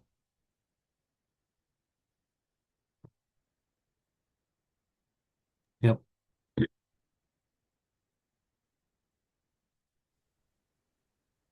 All right, any more on number 15? John? Yeah, just a question about the legally required standby power. Do those NEC sections prohibit tap ahead of the main power that's used in Seattle? I remember that I don't remember the specific. I think it's allowed, but I remember Ken Brulette was vocal on that one. I don't know if he's still on the call. Those sections do not include the tap ahead of the main. So that would not be allowed in this scenario then? That's correct. That's per the state amendments, though. That was taken out per the state amendments. Yeah, that's correct. Rich is correct on that. So I think Seattle allows it, but I think that we would evaluate locally if that's something we want to still accept locally. Yeah. I'm not sure what the background was for taking that out, but it's not permitted per the state amendments. Yeah, I just want to make sure that doesn't unfairly penalize Seattle and that it would now not be allowed to use this in Seattle, which typically allows tap out of the main. That makes sense. John, our intent is to not remove that allowance. So Okay. but we'll have to figure out the means to do. My understanding is as a building code provision, we'd still be allowed to make local amendments as per other provisions of the RCWs.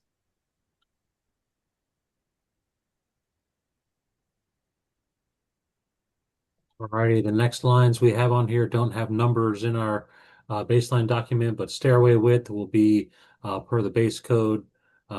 Stairway penthouse requirements will be per the base code. A means of accessible means of egress area of refuge would be per the base code. The accessible means of egress being an elevator, having one of them being an elevator is per the base code. And emergency communications are also per the base code.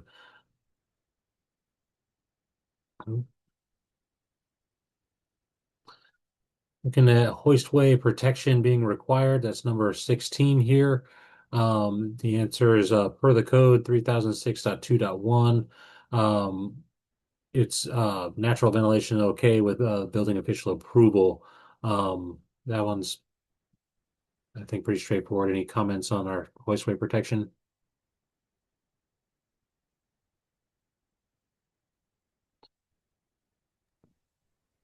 Marcus?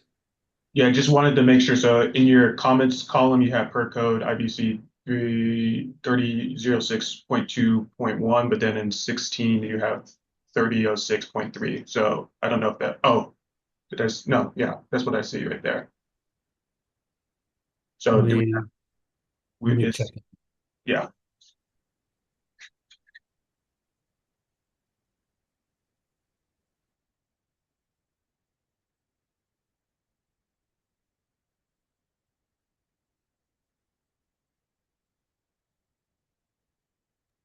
In the 2024 base code, it's 3006.3. Yes, I see that. So we just had that here, so I'll update this to be.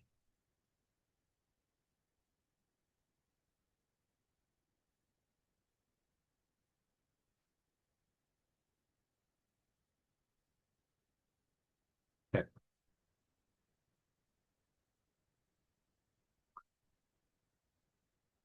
And then for the elevators, also number 16 is okay with the hoistway protection. And then elevator car size, stretcher versus the wheelchair. So per the base code. Rich? Gotta find my mute button. Is there, I'm just looking at the NEC, the 2023 Washington Electrical Code, section 70112, which is kind of talking about all the general requirements for standby power. Is there a reason why we're only specifying those four specific sections? A is power source considerations, B is equipment design and location, C is supply duration. Seems like those are all also apply to standby power. The one that we're omitting is in that list is G for the, or I'm sorry, is the connection head main is not in that list. And battery equipped systems are not in that list either. I'm just wondering why it's a selective list. Maybe someone who's more familiar with that energy code section can explain that. Richard, do you have a Yeah, response? Rich, I'm just kind of reading off our reason statement from our modification, and it had to do with the fact that options C and J were no longer available standby power options. There were a couple of different options available previously. Kind of reading here, option C had changed from storage batteries to supply duration, and option J was no longer listed as an option in the NEC. So that our changes there reflect the changes in the NEC. We're just trying to be consistent with what was modified in the NEC. Do you just want to leave it at shall comply with the section 71112? And the tap ahead of the main was just a reflection of the fact that was the way it was in the state amendment. We didn't change that. Right. Sorry, what was your question you just asked? Well, I'm just wondering if the statement should be, it shall comply with the 2023 NEC section 71112, period. I was just trying to pick up the state amendment language. That's all. Right. Yeah. Okay. To do anything to just pick up 701.12 would deviate from the state amendment. Okay. John? Yeah, and just to reiterate, tap ahead of the main was specifically excluded in the discussions. Yeah, only because it's just not allowed per state. While I'm on speaker here, you're talking about the stretcher size being per the base code. Did you mean the state amendments? Because the state amendments require for all our occupancies. Yeah, so it'd be per the code that's not inside this appendix, so that we don't have a comment in the appendix on it. So it'd be per chapter 30, whatever state amendments are there. Yeah, okay.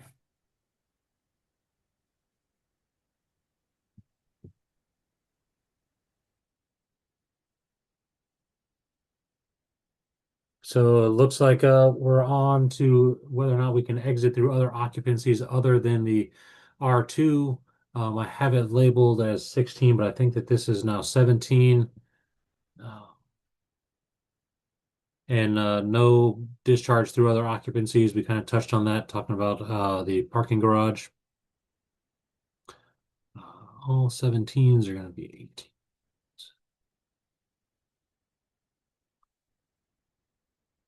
All right, exit discharge in two directions and egress court is going to be on 18. Shall not terminate in the egress court where the court depth exceeds the court width unless it is possible to exit in either direction in the public way. Emergency escape and rescue opening access to yard. We have that in, looks like our numbers are lined back up, 19. Openings within 10 feet of an exterior exit or non-rated exterior walls with the interior exit stairway enclosure. That's not right. It's number 20 now.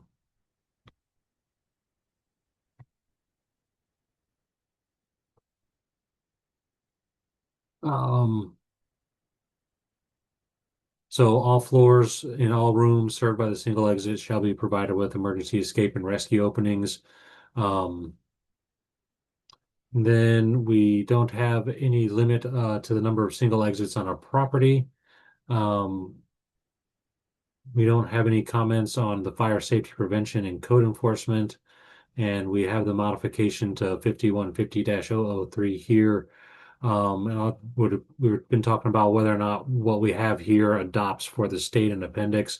We also have existing in here the adoption of Appendix E, but that's a appendix developed by ICC, and can't recall if we have amendments within there, but that's adopted for the statewide by this WAC, and we're just tacking on here this appendix. And that gets us to the end of our topic summary list. Is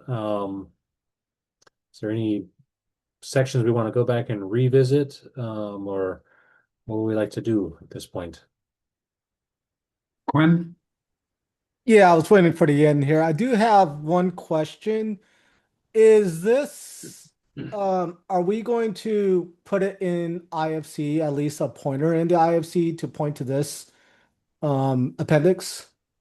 Has there been talk about that?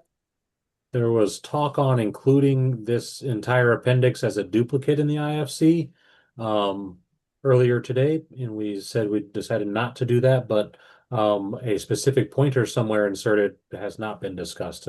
Yeah, because I was talking to our reviewer, and he doesn't think that an appendix would be needed, our fire reviewer, but he did indicate that a pointer would be good, at least in the very beginning of the IFC, where, you know, like I was looking at it earlier, in the very beginning, before chapter 1, where it talks about the hierarchy of the code and how any correlations with the IBC, there's that table. And then, you know, we could always put a pointer in there, is my suggestion. That way they'll catch it, right? Because otherwise, if it's not in the IFC, because normally fire reviewers will only look at chapters 7, 9, and 10, usually from the IBC. So if they don't know that there's even an appendix that they should look at, you know, anyways, just wanted to bring that up. John? I think that may be somewhat answered, and maybe Quinn can look at that. As you scroll down further, we are amending chapter 1003 to make aren't we to point to it? Yeah, there you are. 1006.3, yeah. Yeah.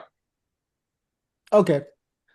I mean, yeah, I mean that works. But I also feel like maybe in the very beginning of the IFC to have in that table, because we amended that, you know, what codes are adopted, what appendices are adopted. This is in that preface stage of the code books, and there's a table there, and if you look at that table, we could put the appendix in there as well. I don't know if you guys know what I'm talking about.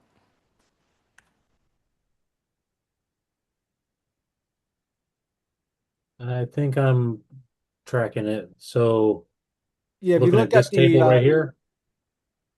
Yes. I mean, so we don't have very many amendments to this section of the code book, but I don't think it's outside of the wheelhouse. My one question would be, I'm not sure how we would show an amendment here in the WAC, other than creating a new WAC section to show that. I think Anyway, it's doable. it's just a thought. Yeah. I mean, we might bring it up to like the IFC tag, but it's up to you guys. I think it continues to be a question, so I think leaving it out there for consideration, I guess. So that would really be the only outstanding item that we really have, right? Correct. It's some reference from the IFC.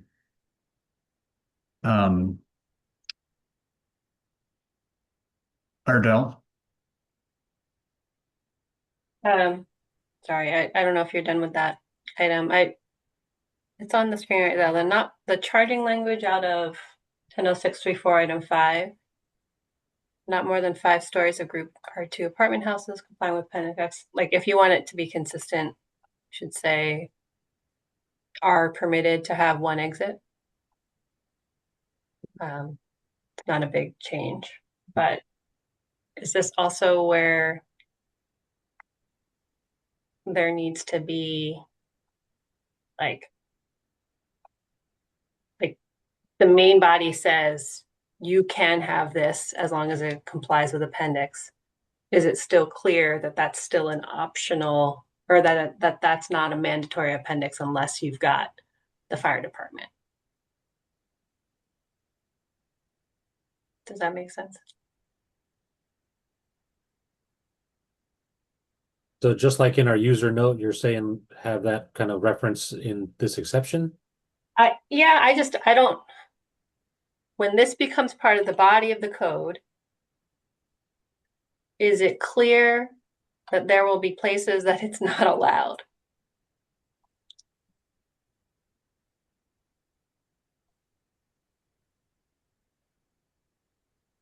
Because the building may comply, but the fire department doesn't.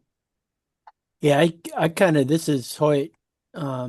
Since it is kind of opening up a new can of worms, these single exits, and it is a life safety thing, it would be nice to put in the body somehow that we do get that pathway that the fire department has to actually do it. I do think in the Appendix X we have it a lot, but I think that's real important.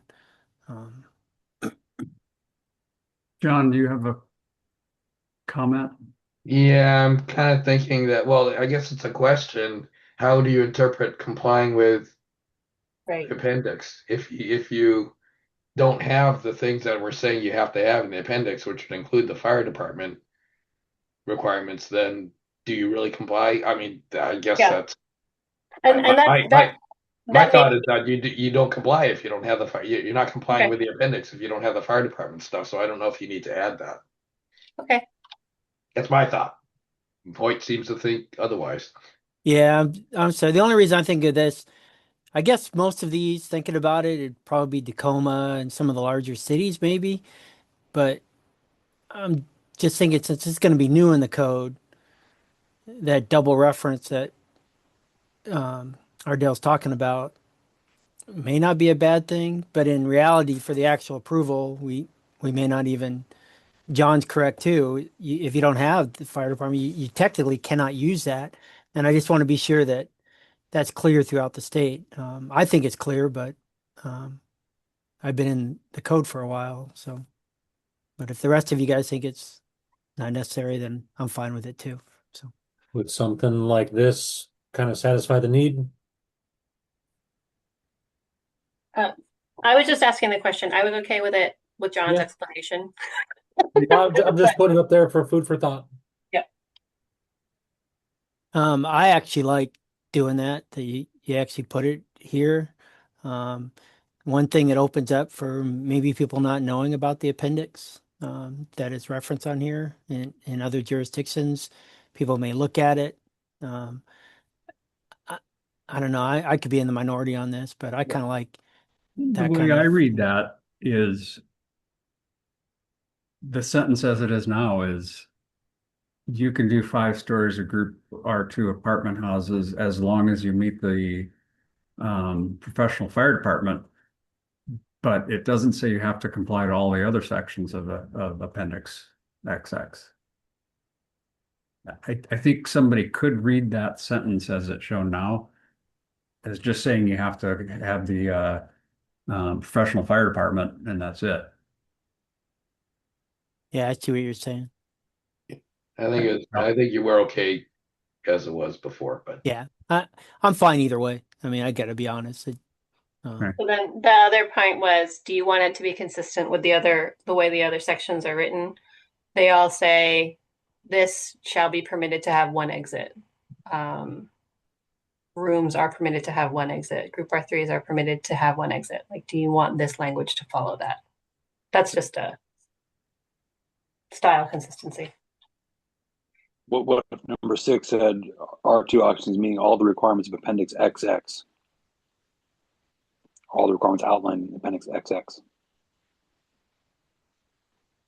Yeah. So you're saying right in front of Appendix XX, say requirement. If that sentence was changed to R2 occupancies meeting all requirements outlined in Appendix XX.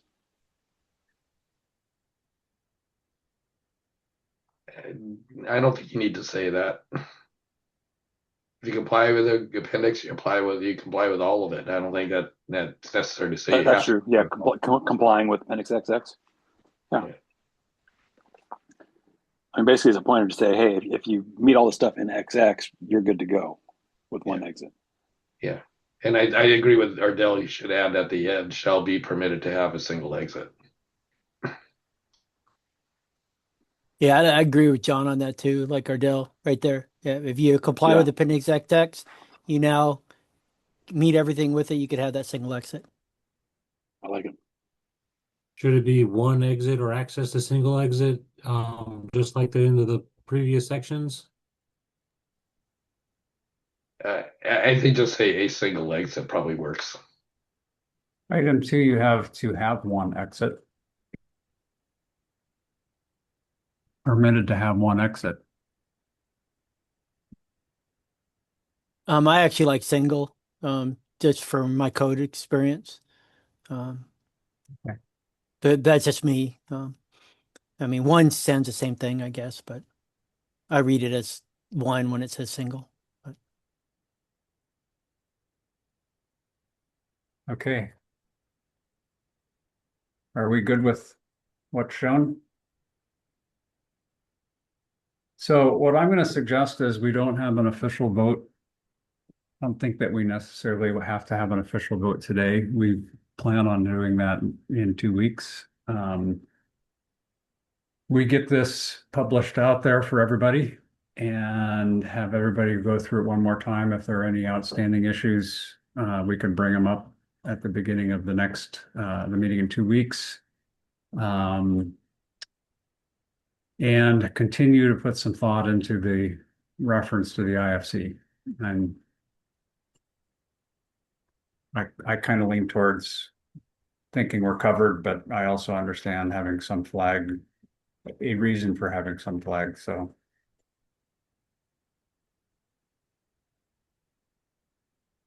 Okay. All right. If I could, Dustin, if you could throw up my code enhancements that I put on there. And all I'm asking, what I did is I put this together, not sure that this list will be published officially anywhere, but I know as I start to present this to the full council, it wouldn't be my intent to go through and highlight every decision that we made, but I wanted to have a summary of the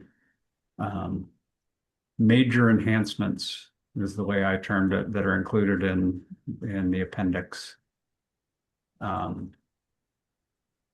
So I'm open to conversation. And I don't necessarily, if people want to email me separately, I just wanted to get this out there that I've tried to go through and really understand exactly the big picture, what we've done, and required an upgraded sprinkler system. EEROs required in all sleeping rooms. Stairs and elevator shafts need to be pressurized. We've upgraded the smoke alarms and fire alarm systems to notify residents. And then I also put down there the change to 4 units per floor to 20 units total. I would add in there, this just Hoyt real quick, you're increasing density, better usable space without spreading things out. These are some of the positive things I think about this. The usable space and density, which will help. Yeah. That may be obvious though to them, but yeah, I think that's the purpose of the RCW. I think that's discussed in the RCW. I think what I'm looking for is in our response to the RCW. But it's a good point, John. You have. Yeah, a couple of things. One is just real quickly that stair is only the interior stairs. Enclosed stairs have to be pressurized. Your exterior stair you can't pressurize, so sure. We're still allowing that. But the other thing, other major enhancement I think we've done is the professional fire department. The requirement for a professional fire department is a pretty major enhancement. I don't know if you want to call these enhancements, but we are limiting things like the occupied roof. Yeah. I don't know. As I went through, John, at some point I'm going to draw the line, right? I don't want to go through every little thing, and I felt like that was getting into the nitty gritty a little bit. Okay. Yeah. I appreciate the professional fire department definition. I think is really good to add to that. So I'll do that. Oh, you're doing it, Dustin. Thank you. Richard?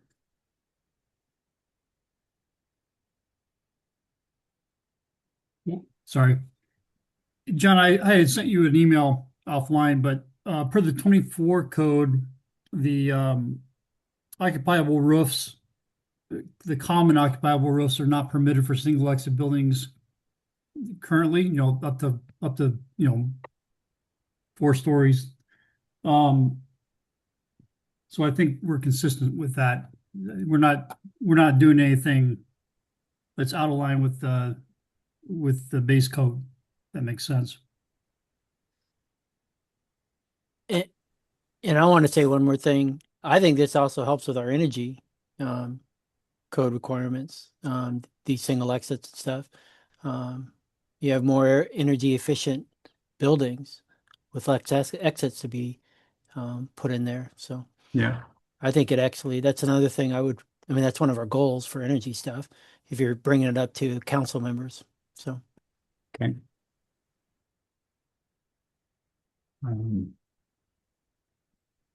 All right.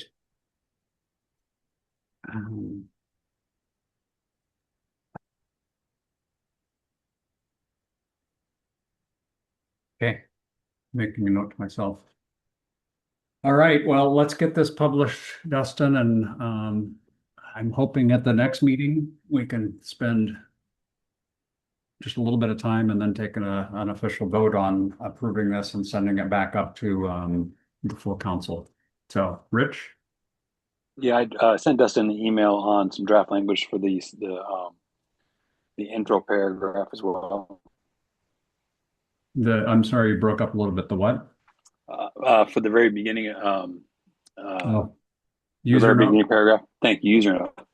Okay. Okay. Marcus. Great. Yeah, I just wanted to, I don't know if we're moving to the next step of the agenda, but I just kind of wanted you to, if you can, just do another overview of what the next meeting is intended to be and like how we're going to move through it. And whether like I missed the second half of the multiplex Okay. last meeting, so I don't know if we did a similar thing that we just did today with the multiplex last time, or if we're going to do that in the next meeting. So We have 40 minutes left for today, and I think my hope is to shift gears and start going through the topics list for the multiplex. I also am a little bit schedule wise, we are behind on the multiplex. I think we need to just make a decision on all of the other the remaining topics on the multiplex. And then we need to get to the point where we have this, a combined version and go through the whole document, which will take close to a meeting, if not a whole meeting. And then we need to do a final vote on it to send it up to the council. So can we do all of that in one more meeting? I'm not sure. We tentatively have a meeting scheduled for the last week of December. I know that's break.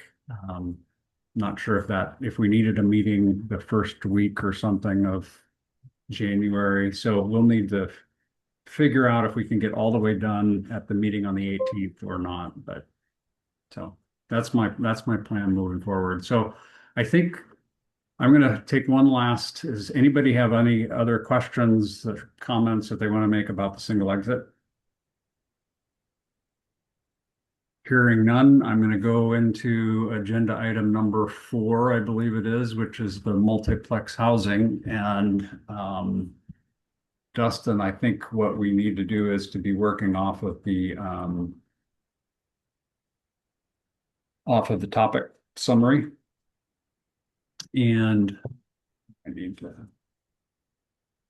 blow that up a little bit so I can read it.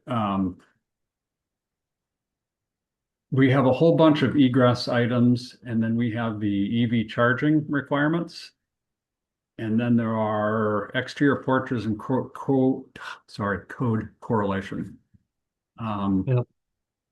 So I ordered the documents on our meeting today. It's kind of in anticipation of what might work best for this, and it kind of follows what we have here in the topic summary. John, you were running a little bit late, so I put the egress stuff and the kind of reorganization suggestion that you have uploaded for today's meeting towards the end of this. And I thought that it would be best to kind of get in here and start with the EV charging requirements, and then get into the egress stuff, because that language draft is inserted in the reorganization document that we'll look at after we kind of run through the EV stuff. So my thinking is to go through EV stuff, get a feel on that, and maybe insert that into the baseline document, and then look at what we have for the reorganization document, and I can bring that over and we can, formalize maybe some of that and bring it back for consideration at our next meeting, depending on where we get. And so I guess with that, if we're gonna hit ED requirements first, we're kind of mirroring the BFRW requirements for the proposals for the 2024 code. And Patrick was kind enough to put together a proposal that we have uploaded for today's meeting. And I don't have my participants list up, but Patrick, are you still online with us? I see you there. Yes, I am. Can you hear me? Yes, sir. I was hoping you'd be willing to maybe share your screen and just run over the document that we have uploaded for today. Can you bring it up on your screen? Not a problem at all. Awesome.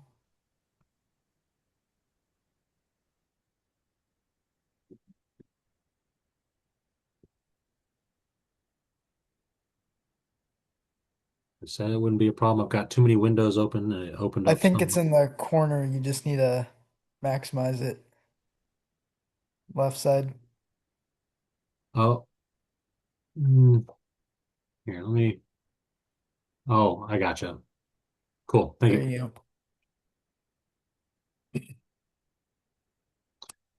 Alrighty, so I think we ran by this just a little bit, but I took some of the feedback and applied that to the changes. So kind of the main overview is if you have dwelling units with attached private carports or garages, the base Washington State residential code is going to apply, which is basically kind of like one EV ready spot in that garage. And then, so multiplex housing with shared parking, this new section will apply.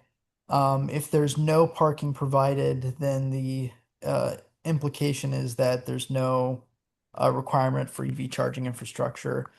And then I added in a suggestion for accessible parking.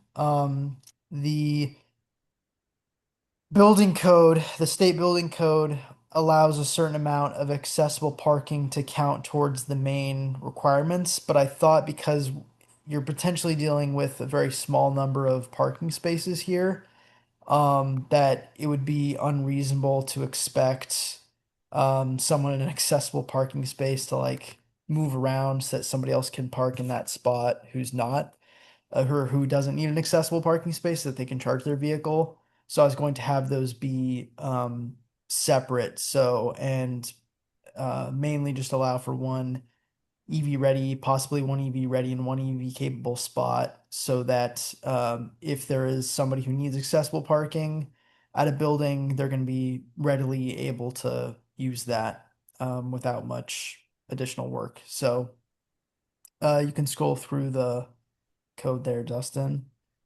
So bringing in some additional definitions. I worked on the code change for the residential code for the 2024, and so we're bringing in a couple definitions in there. So I'm bringing in the additional ones we need to match the BFRW EV charging proposal. So automobile parking space, EV capable space, EV ready space, and then they added in a definition for raceway because they thought that would be helpful. So just matching those definitions. And Patrick, just to make a point, we would need to bring these into the appendix because these are not defined in the IRC. Okay. Correct? Yeah, I tried to match what, Yeah. yes, yeah, I would try to match what the other, Okay. so I don't know if you want to list that as section R202, if you just want to put it within the appendix. I tried matching what the other code language had going for it. Okay. I'm fine. Yeah, we'll need to figure that out. But we do need to have those definitions in either in the residential code or in the appendix. Yeah, they'll either need to be in the appendix or be brought into the residential code Okay. because they're not currently in there. Okay. Patrick, are they part of the proposal for the 2024 codes for the IRC, or is that only in the building code that those definitions are popping in? They're only in the building code. I think for the residential one, we just brought in a definition for electric vehicle and electric vehicle supply equipment. Okay. Yeah. I did not, what's missing is the definition for EVSE space because we're not using that requirement, so I didn't think it was necessary for this code cycle.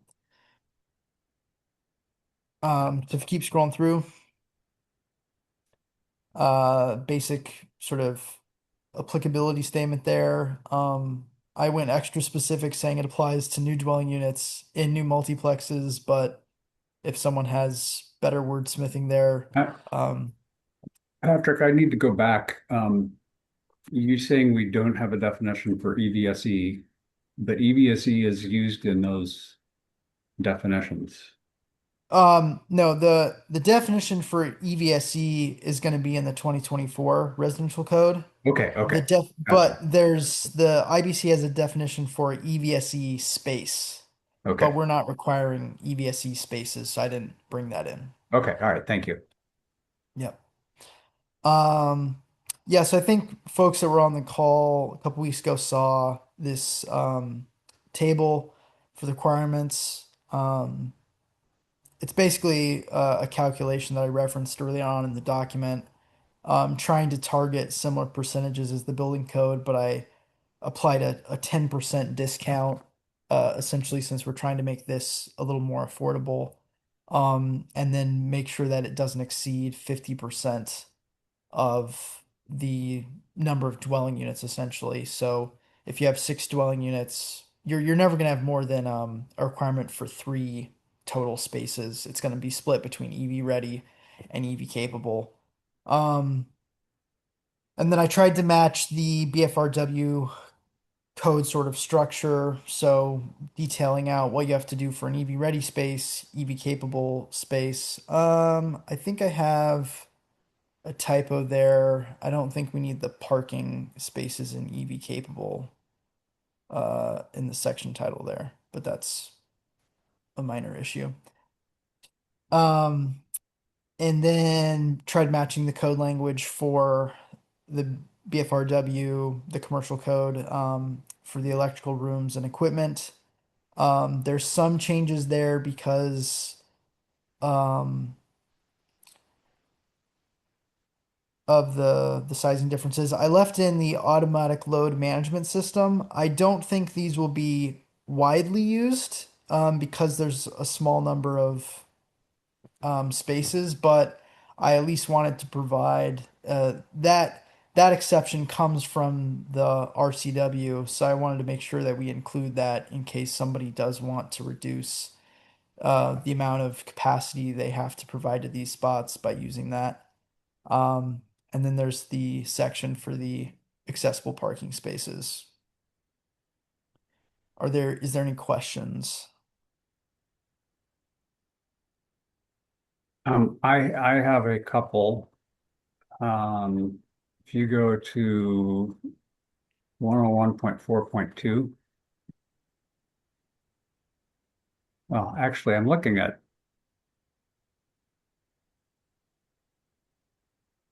okay, the first section, so the first sentence, the provisions of this section shall apply to the construction of new dwelling units in new multiplexes per R 101.2 should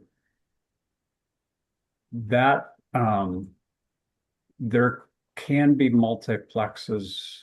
I guess it is only a two unit multiplex. Do we need to reference this appendix? Appendix X. I think we did, you pull up on the baseline. So we have in Okay. 101.2, we've added a new exception to the list of exceptions in 101.2, referencing the appendix. All right, so you're saying 104.2 it's clear enough that you go to our 101.2 and it says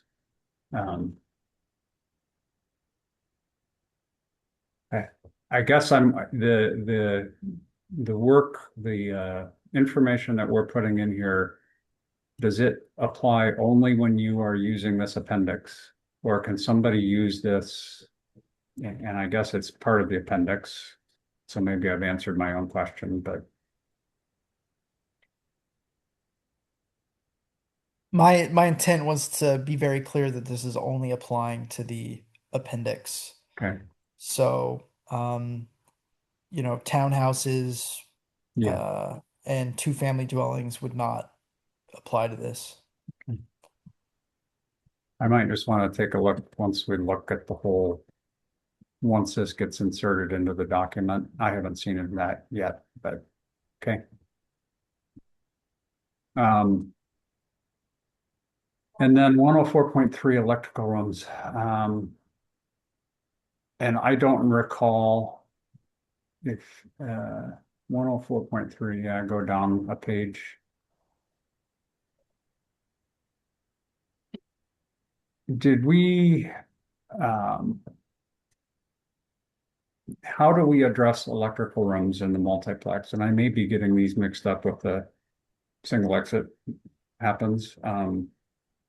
I kind of thought that we had said, well, my question would be, having this in there, is this going to require an electrical room where we maybe didn't have an electrical room before? And maybe the wording that you have is electrical rooms or areas. So I suppose they're going to have to put the dedicated electrical equipment someplace. Yeah, I think with even 3 spaces, potentially more for accessible parking, you're probably going to have some sort of dedicated space for that. Okay. The BFRW changed the code language slightly for the 2024 so that it provides a little more flexibility.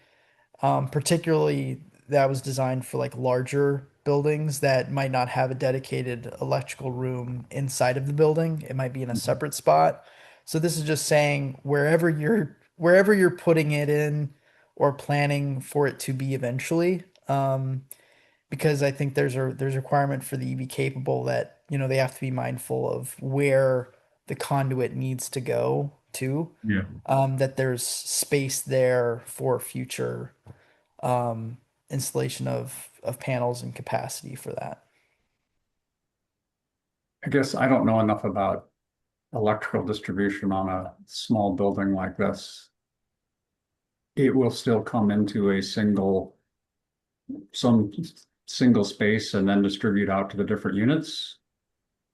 Or could it be that I don't know. I want to avoid having this EV charging require some upgrade of the electrical other than just capacity. So that's what I'm trying to avoid, and I probably don't know enough about what the electrical systems look like in a small building like this. So Yeah, I'm not sure exactly what it will look like, but I do think if you have to, even with a small number of spaces, you're probably going to have some space dedicated to that. And I think it can kind of depend. Okay. Richard. Yeah, Roger, how consistent are we trying to be, or are we required to be with current state amendment requirements? I know there are electrical room requirements already, state amendments. So, like, to what extent are we obligated to comply? Well, this will be part of the 2024 IRC. So anything in the IRC, this would reference anything in the IRC of 2024 IRC, unless we say something different. And I would say we'd also trying to line it up with any of the changes we've made in the IRC and IBC as well. Yeah. Well, I mean, I know there are requirements in there already for electrical rooms and equipment, so just not sure how much you want to deviate from that. You're saying that you think this deviates? No, this is my first time looking at it, Roger. I'll take a peek at it, but I'm just saying in general, if we're trying to do something that's different, I mean, I was just questioning out loud whether we should be lining up with current requirements. I don't want to make too big of a deal about it. And like I said, I need to look at this, kind of take a peek at it, read it offline.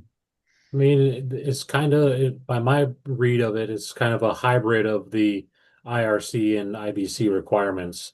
So in the IRC base, there's, requirement for the conduit and breaker capacity, but there's no necessarily electrical room requirements. And in the IBC, we have a lot more requirements. And so this, I think, meets in the middle because we're kind of bridging that gap between IBC and IRC requirements here. Okay. Yeah, I mean, if it were just a question of trying to bring in the appropriate IBC requirements, that would be one thing. But it sounds like we're maybe trying to do something, like you say, in the middle. And I'm just wondering, are we allowed to do that, or do we have to comply with do we have to bring any state amendments over and either adopt them or not? Right? Because if we don't, aren't we creating essentially a new state amendment? Kind of. I mean, we're kind of creating a new variation of our amended stuff. Maybe that's okay. I don't know. I think, we have a requirement that there should be some EV infrastructure for all new buildings. Yeah. And it doesn't necessarily spell it out for residential as succinctly as it might for the commercial buildings. But since this is a new concept in the IRC, I feel that we're addressing it appropriately. And yeah, we are creating a new state amendment, and it's different from both the IBC and the base IRC requirements. Okay. Yeah, to answer Rich's question a little bit more, the base, so the State Building Code Council, there's a statutory requirement to have EV charging in all new buildings. And we have a state amendment for the building code and the residential code. The residential code amendment was really designed mainly just thinking about typical single family residences, one family, single family, townhouses. And so if you have attached garages, you have to put in a panel and an outlet for that. And then the commercial side is much more substantial. So what the tag had discussed prior was kind of finding a middle ground between those two spaces. And what I've tried to base the code language on is to match the structure and the styling as much as possible of the 2024 IBC state amendment, but make some changes to sort of bring it closer to the residential code in terms of burden while still meeting the statutory requirements.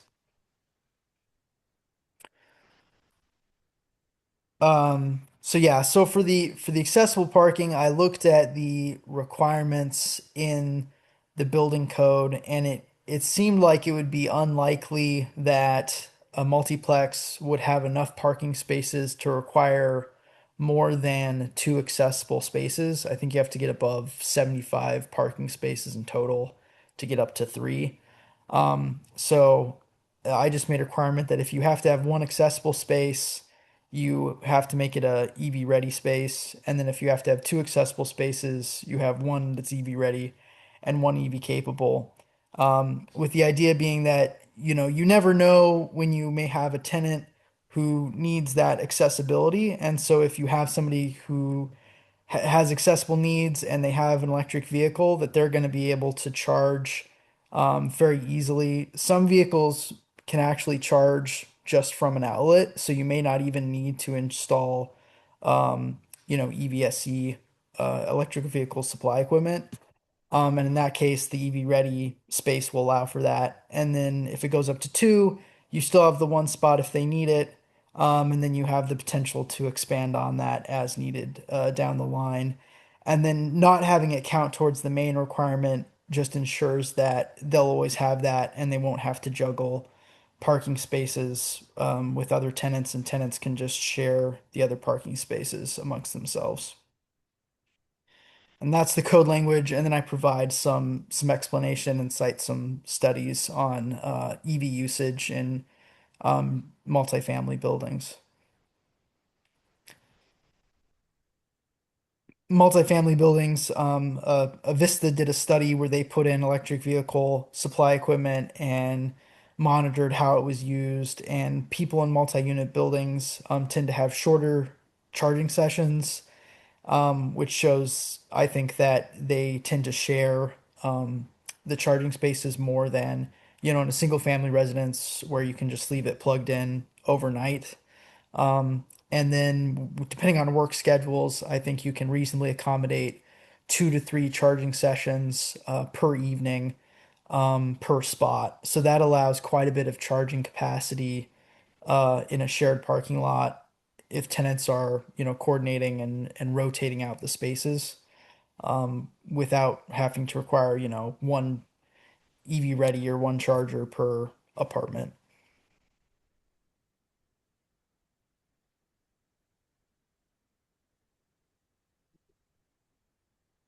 Wait, Yeah, just one thing from my experience on EV, like these things in multifamily, they don't share them, right? People park and leave it there the whole time plugged in. Um, and so I don't think that should be a basis of deciding it. Um,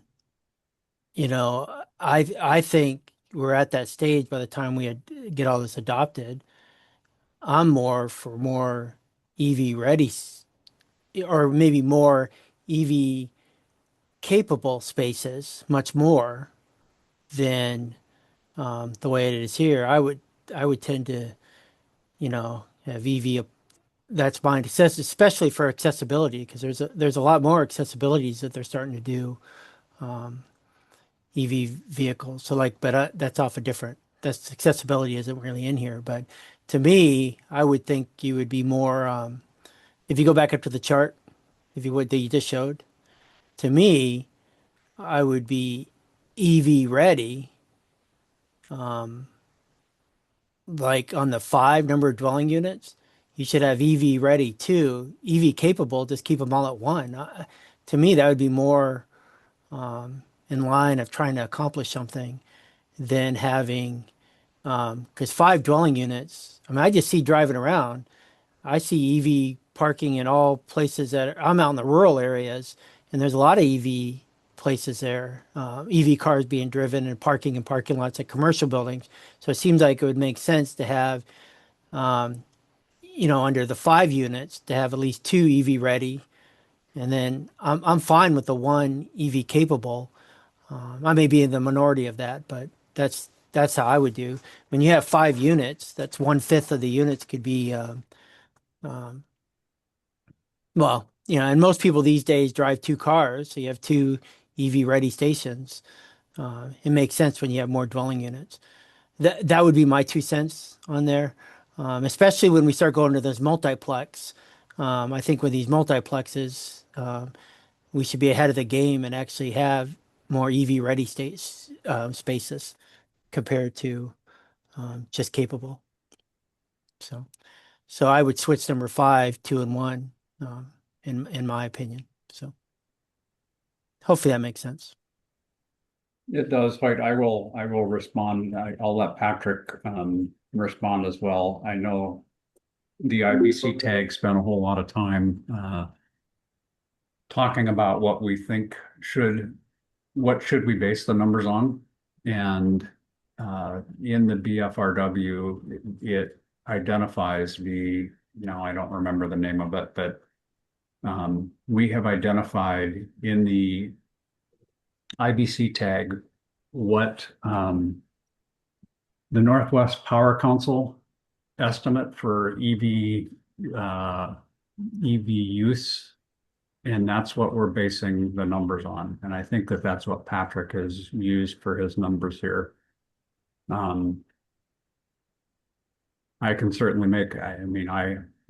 I understand. And then the other point that kind of came up is this is a statewide requirement. There are places where EV adoption is not as prevalent overall.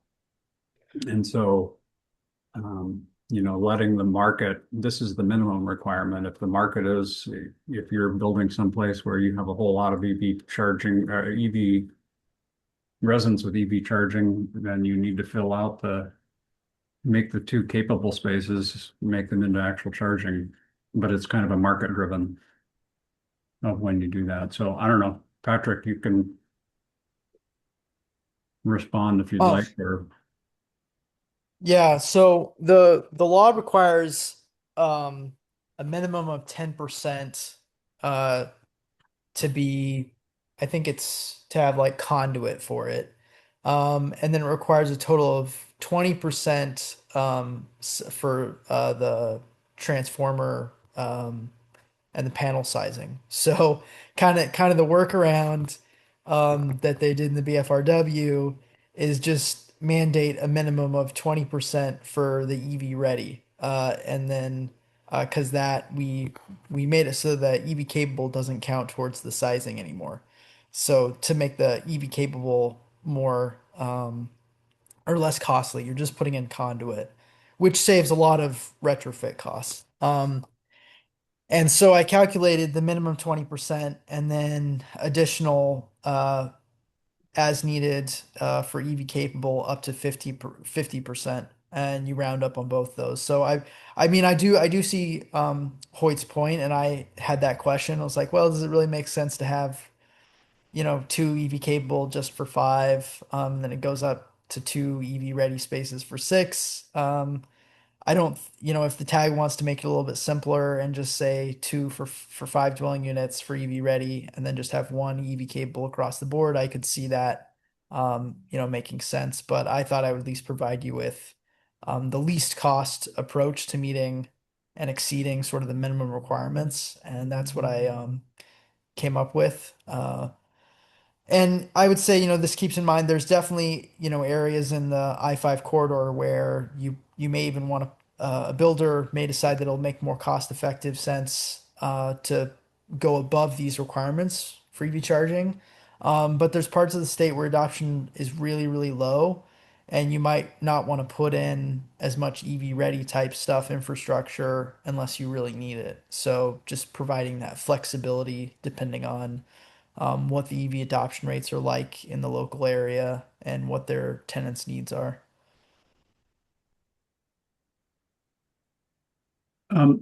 What I'd like to do is just kind of leave that out there as a question that we can ponder the basically for the five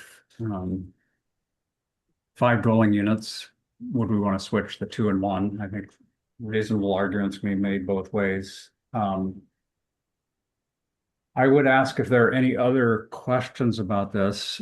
I would love to get, we've got 10 minutes left. I would love to get, give Dustin direction to integrate this into the whole working document that we have.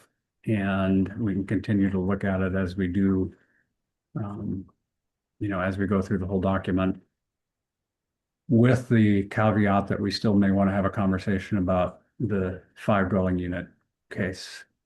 Does that sound like a reasonable path forward?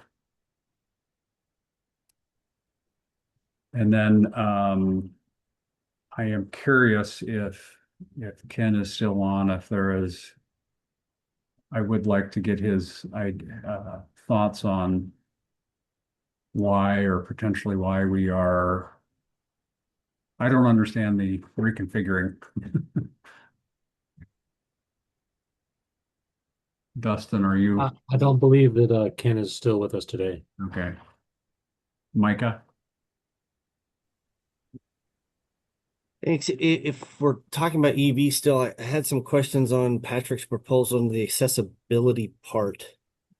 Okay, go ahead. It kind of revolves around Justin, if you want to go to the accessible language section, 1044, yeah, that one there. The actual highlighted section on the third sentence, third paragraph there says, however, accessible parking spaces serving, that seems like an exception.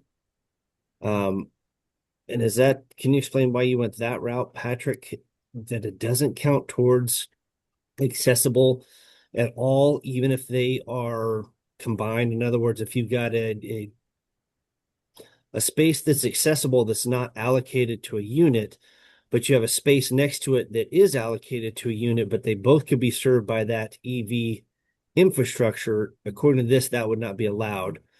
And then under the table, there's nothing in here that seems that it is cumulative. In other words, if you've got one required space, you have to provide an EV ready space. But if you have 2, if I read the table, I would go to the 2, not the 1, and I would only have to provide 1 EV ready and 1 EV capable.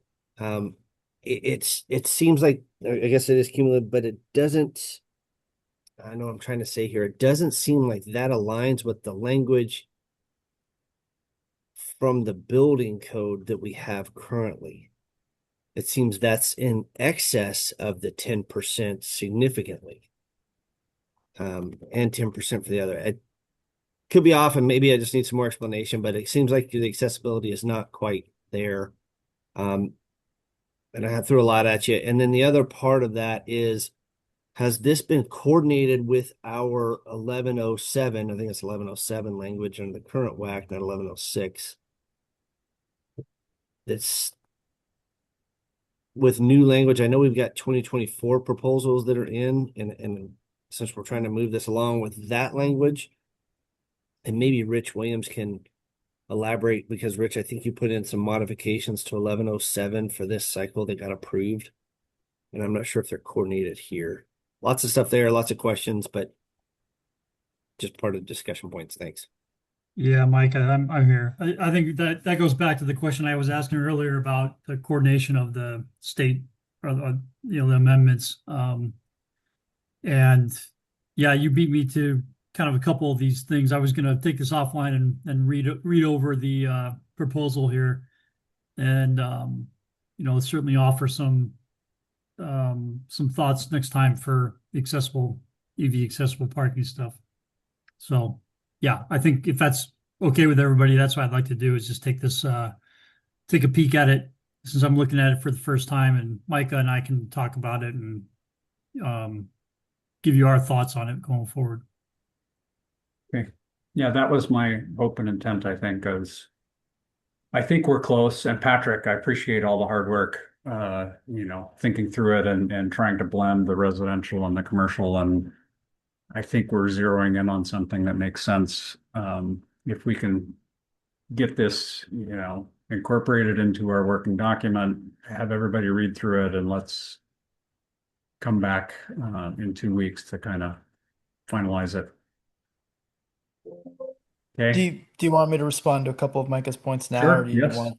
For sure. No, Okay. go ahead. I think 1107, correct me if I'm wrong, but I think it deals with like public charging stations, which is slightly different from the charging infrastructure capacity in residential parking lots. Um, so that one point. My intent with the language was, I guess perhaps it might be better at the beginning, is to say, in addition to the first table, the accessible parking requirements are separate. This is my recommendation is different than what's in the current or the proposed state amendment for the building code. The building code says 10% of accessible parking spaces have to be, I forget if it's EV ready or EVSE. But because we're dealing with such a small number of spaces, that 10% rounded up is basically one parking space. And my thought process is because and then the building code also does it by parking spaces, not by dwelling unit. So we're making changes to focus on affordability. So we're kind of lowering the EV charging requirements, having it be based off dwelling units. So there's going to be less total spaces required than in the commercial code. So I thought as part of the trade-off for that was ensuring that the accessible spaces will have dedicated spots, that they're not going to be expected to have to share that parking space with somebody who's not accessible in order to charge their EV vehicle. My intent was also to not say that if you are, installing the EV ready outlet in between two parking spaces with the intent to install EVSE that can serve two parking spaces simultaneously, that's totally allowed. And if we want to make that more clear in the code, I'm in favor of that. But it's just saying that you can't have the EV ready accessible parking space spot count towards the main requirements because there's so few number of spaces, that the sharing spaces doesn't really work. If you have somebody who needs the accessible spot, they're not going to be able to swap out their car into another parking spot that's not accessible, if that makes sense. Okay, Richard, your hand was up first. Yeah, just real quick, Patrick, on the 1107 reference, the base code talks about accessible vehicle spaces in 1107, but our state amendment essentially kicks you over to 429 and treats every EV parking space as as a parking space and as opposed to a vehicle space per 1107. So just in the weeds a little bit, but just wanted to clarify that. Okay, Micah. Yeah, thanks, Rich. I think you hit on something I was going to hit on there. Some of what you said, Patrick's a little confusing. We should chat, and I agree with Rich. We can take this offline and go a little deeper because what you were saying about the shared parking confused me based on your language in 104.2, where this EV infrastructure only applies when there's shared on-site parking. What I'm reading, your charging language doesn't get you here any other way. So saying you couldn't share the accessible with a non-accessible charging, or saying you couldn't share the charging infrastructure between the accessible and the non-accessible was odd. And then I guess my last question that we can take offline for further discussion is this seems to lost my train of thought here. In the residential code that I think you all are leaving, you don't get to any accessibility until you hit 4 more units, unless you modified that, which I didn't see that in the proposal. But in this says if you're providing any shared on-site parking, whether you've got 4 units or less, that you'd still have to provide the EV infrastructure and accessible EV infrastructure according to how this is charged. But you wouldn't get to any accessibility based on the language of the code currently. I may be going way too far in the weeds and reading that differently, but that sounds like something we need to discuss. Thanks. Yeah, I'm going to ask Micah and Richard and Patrick if you can take it offline and good questions. Again, I think we are getting close. And Patrick, I appreciate all the hard work. So we will leave that open until the next meeting. And with that, our time is up. So I guess I will ask, is there any other business? I think I will probably work with Dustin and have some conversations about schedule at the meeting on the 18th about how we move forward. And we'll try to discuss things at that point. Any other business? Yeah, everyone have a happy holiday if it'll make the next meeting. You bet. So. Agreed. All right, with that, I will adjourn the meeting. Thank you, everybody. We will see you. Thank you. Thanks, everybody. Next. Thank you. Yeah, thank you.